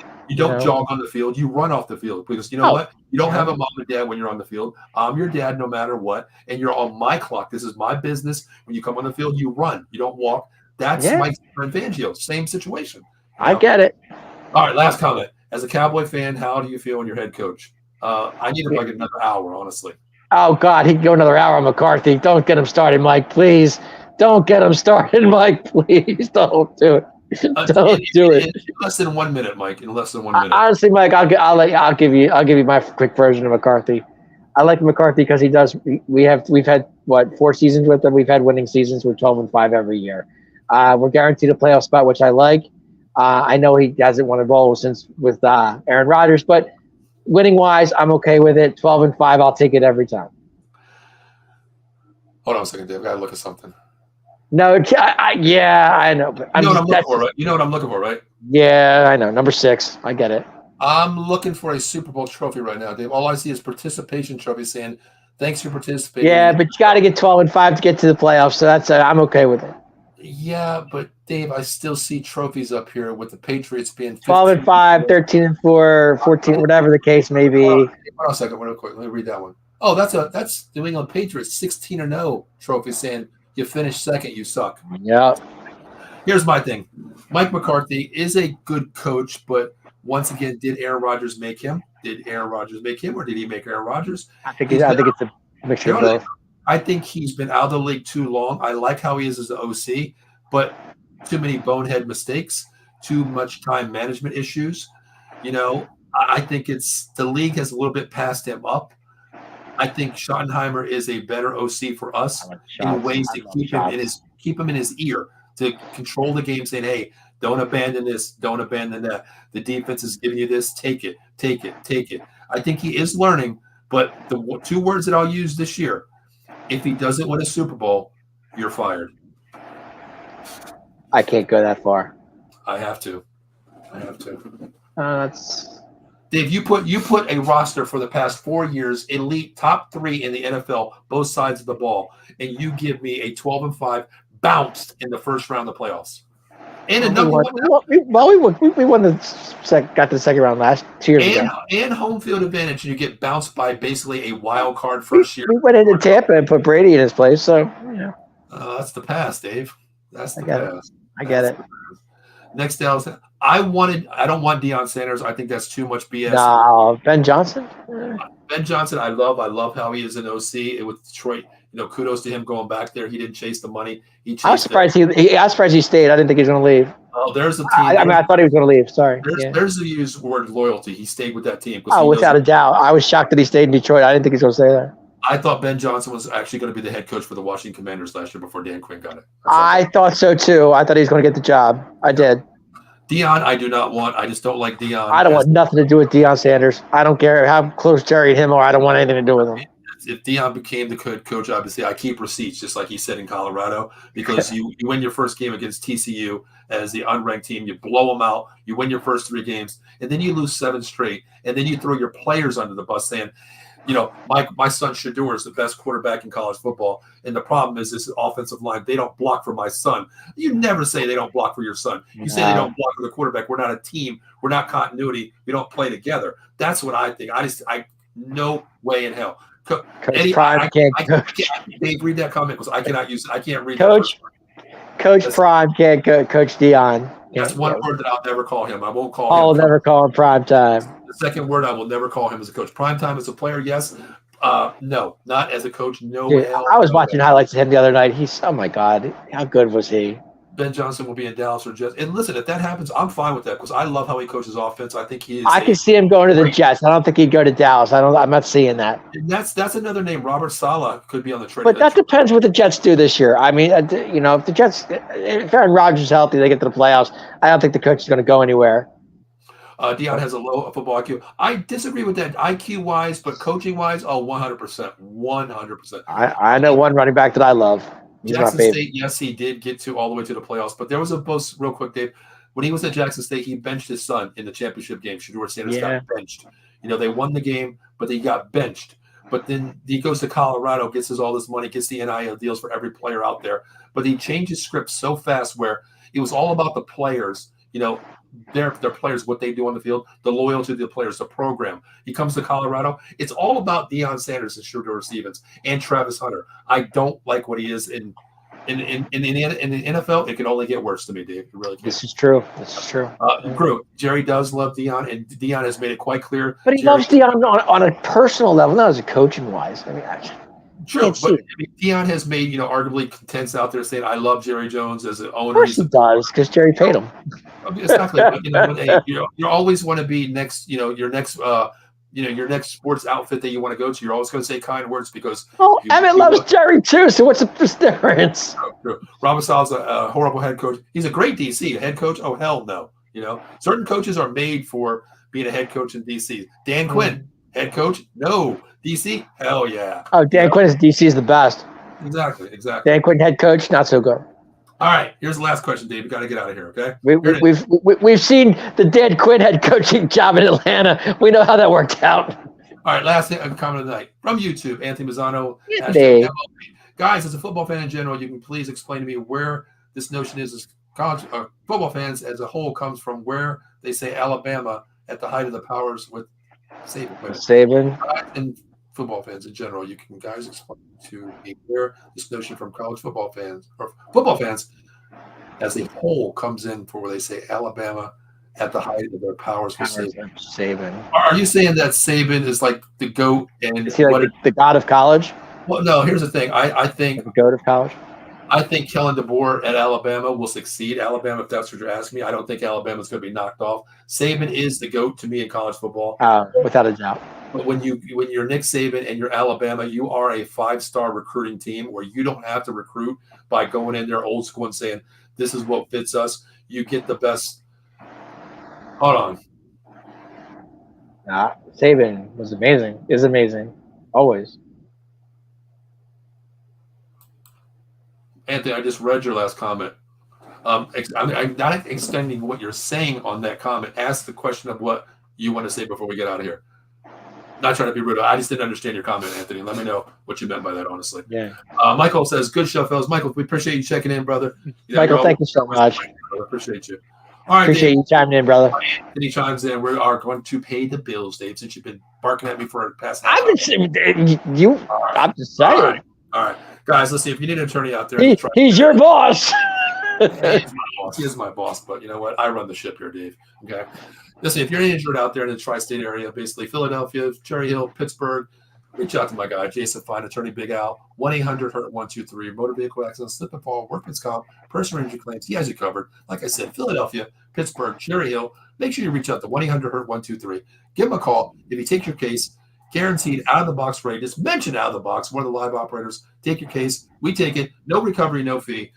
Man, 33 1/3%. Try to find me any lawyer that's going to give you 33 1/3%. It ain't happening. But here, Jason's my man. He's my boss. He's one of my best friends. Known him for 25 plus years. So we agreed on 33 1/3% rate from out of the box sports viewers. Just mention out of the box. We got you covered, of course.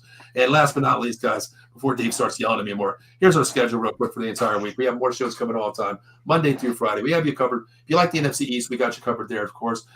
Tomorrow night, the NFL Pick'em Show, myself, Dan, will be talking about the NFC East as well. And also, we're going to be talking about the AFC North, the last two divisions before we get into the regular season. So check that out tomorrow. Friday, Big Blue Power Hour. And Atomic Drop is going to be on Saturday night at 10:30 instead of Friday night due to scheduling conflicts. And guys, Monday Night Football Countdowns will be coming up. The Golden Dome podcast is coming back with myself next Saturday, not this Saturday, but next Saturday, every morning at 11 a.m. and post-game shows as well, talking about Notre Dame football. Dallas Cowboys post and pre-games. Thursday Night Football post and pre-games, our pre-game show. And the Silver and Black Kings will be on this Friday at 11 a.m. talking to LA Kings. So make sure you check that out. All right. Last comment. Sorry about that, Anthony. I'm sorry about that. Okay. What I'm asking is, can you explain to me the argument from football fans saying that the height of the powers in Alabama will save one of these destroyed rebuilding Jacksonville? Okay. Anthony, do me a favor. Next week, comment on that show. I'm going to take that. I'm going to talk about that because that's something I definitely want to talk about with Alabama. I think you and Bill should talk about that. Actually, yeah. You know what, Anthony? Not to cut you off real quick. We've been on about 2 hours. We usually do about an hour. It's fine with us. We love talking about it. But this might be for our other show. Right before this show here, myself and Bill Furman do a college football frenzy. We actually dove into this a little bit, talking about the Saban name, rebuilding cities like this, of course. I want you to tune in next week. I think we're going to talk about that. If not, if Bill and I don't talk about that, because it's opening soft week and we got a lot of games talking about coming up in the next season, plus Saturday's big games as well. Florida State plays Georgia Tech, so we'll talk about that. But if we don't talk about it, Anthony, I'm not pushing you out. Please comment that next week, and Dave and I will definitely get into it next week regarding that. Actually, Bill and you will get into it. No, if we don't, we'll talk about it on this show. Okay, I'm just saying, but if you want to, what he's saying is, and seriously, if you want to chime into the College Frenzy show at 8 o'clock on Wednesday, and they would definitely get back. Yeah, because we talked about something about this too, and it can go into a lot of detail. I mean, it's a lot of opinionated things too. I'm sure Bill would love to answer that question for you. Definitely.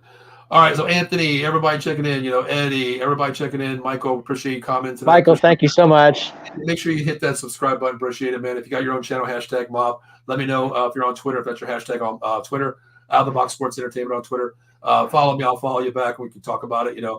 Great comments. I really appreciate everybody checking in. Yeah. Dave, you guys are on Saturday night at 10:30, man. Saturday night 10:30. Check us out. Time to Drop podcast. Saturday 10:30. We're talking WWE, wrestling, SmackDown, and the Berlin show is coming in, I think, in a week and a half. We'll be talking about that and a lot more. And you can catch me Tuesday night at 7 o'clock. Extra innings. Joe Sullivan and I will be talking Major League Baseball. Everybody's starting to heat up in the MLB, wild cards, divisions. We'll be all about that. So if you want to check us out, 7 o'clock Tuesday night, extra innings. Gives a shout out. Also, guys, make sure you hit that like button, share, subscribe button on Facebook, YouTube, Twitch, Twitter. We're everywhere. We do the content because we like doing it, and we love the commentary from our guests, hopping in, commenting all the time. My next show will be tomorrow night with Dan, NFL Pick'em Show. We're going to be talking about the NFC East, also as the AFC North as well before we get into the regular season. And, guys, I'm very happy to announce this will be coming back next Saturday, 11 a.m., my favorite college football team. I talk about it. I give you my opinions on Notre Dame pregame. We open up with a huge game in Texas A&M. We win that. We have one game left to win all season. That's against Florida State. We win that. We could be going to the BCS Final Four, even though it's expanded to 12. So, guys, appreciate everybody tuning in. Dave, man, I am tired, brother. Yeah, I'm with you. It's been a long day for me. I could say that right now. Definitely. Well, listen, guys, if you're on Facebook out there, don't ever get hacked like my man was today. So just saying. Yeah, like I said very early in the show, I said I was hacked. My Facebook account was hacked. Yeah, so if you get anything from me, it is not me. I will say that right now. So just delete it, and we'll move on. Definitely. All right, for myself, Paul Spencer, and that is the Cowboy Dave. Dave Yarnell, the showstopper. We will be back next Wednesday night at 9:30 p.m. to talk about our recap against the Chargers, which we didn't talk about tonight. We'll recap that next week. And the final thing is, will CeeDee Lamb sign, Dave? I hope so. So, Dave, you know what? We're not going to do final thoughts tonight because I think we gave extra final thoughts. I think we did. Yeah. So, Dave, how about you take us out of here as always? Everybody have a great weekend coming up. Enjoy the preseason games if you're going to watch them. Good luck in your fantasy. If you're doing fantasy football, good luck in that. And guys, we're only 2-3 weeks away from the season starting, so it's gonna be fun. And CD, please sign. Yeah, CD, what are you waiting for, dude? Let's go. All right, my name is Paul Spencer. That is Cowboy Dave Yarnell. We'll be back next Wednesday night, prime time, 9:30 Wednesday night, and see you then. Until then, have a great night. Go, boys, go.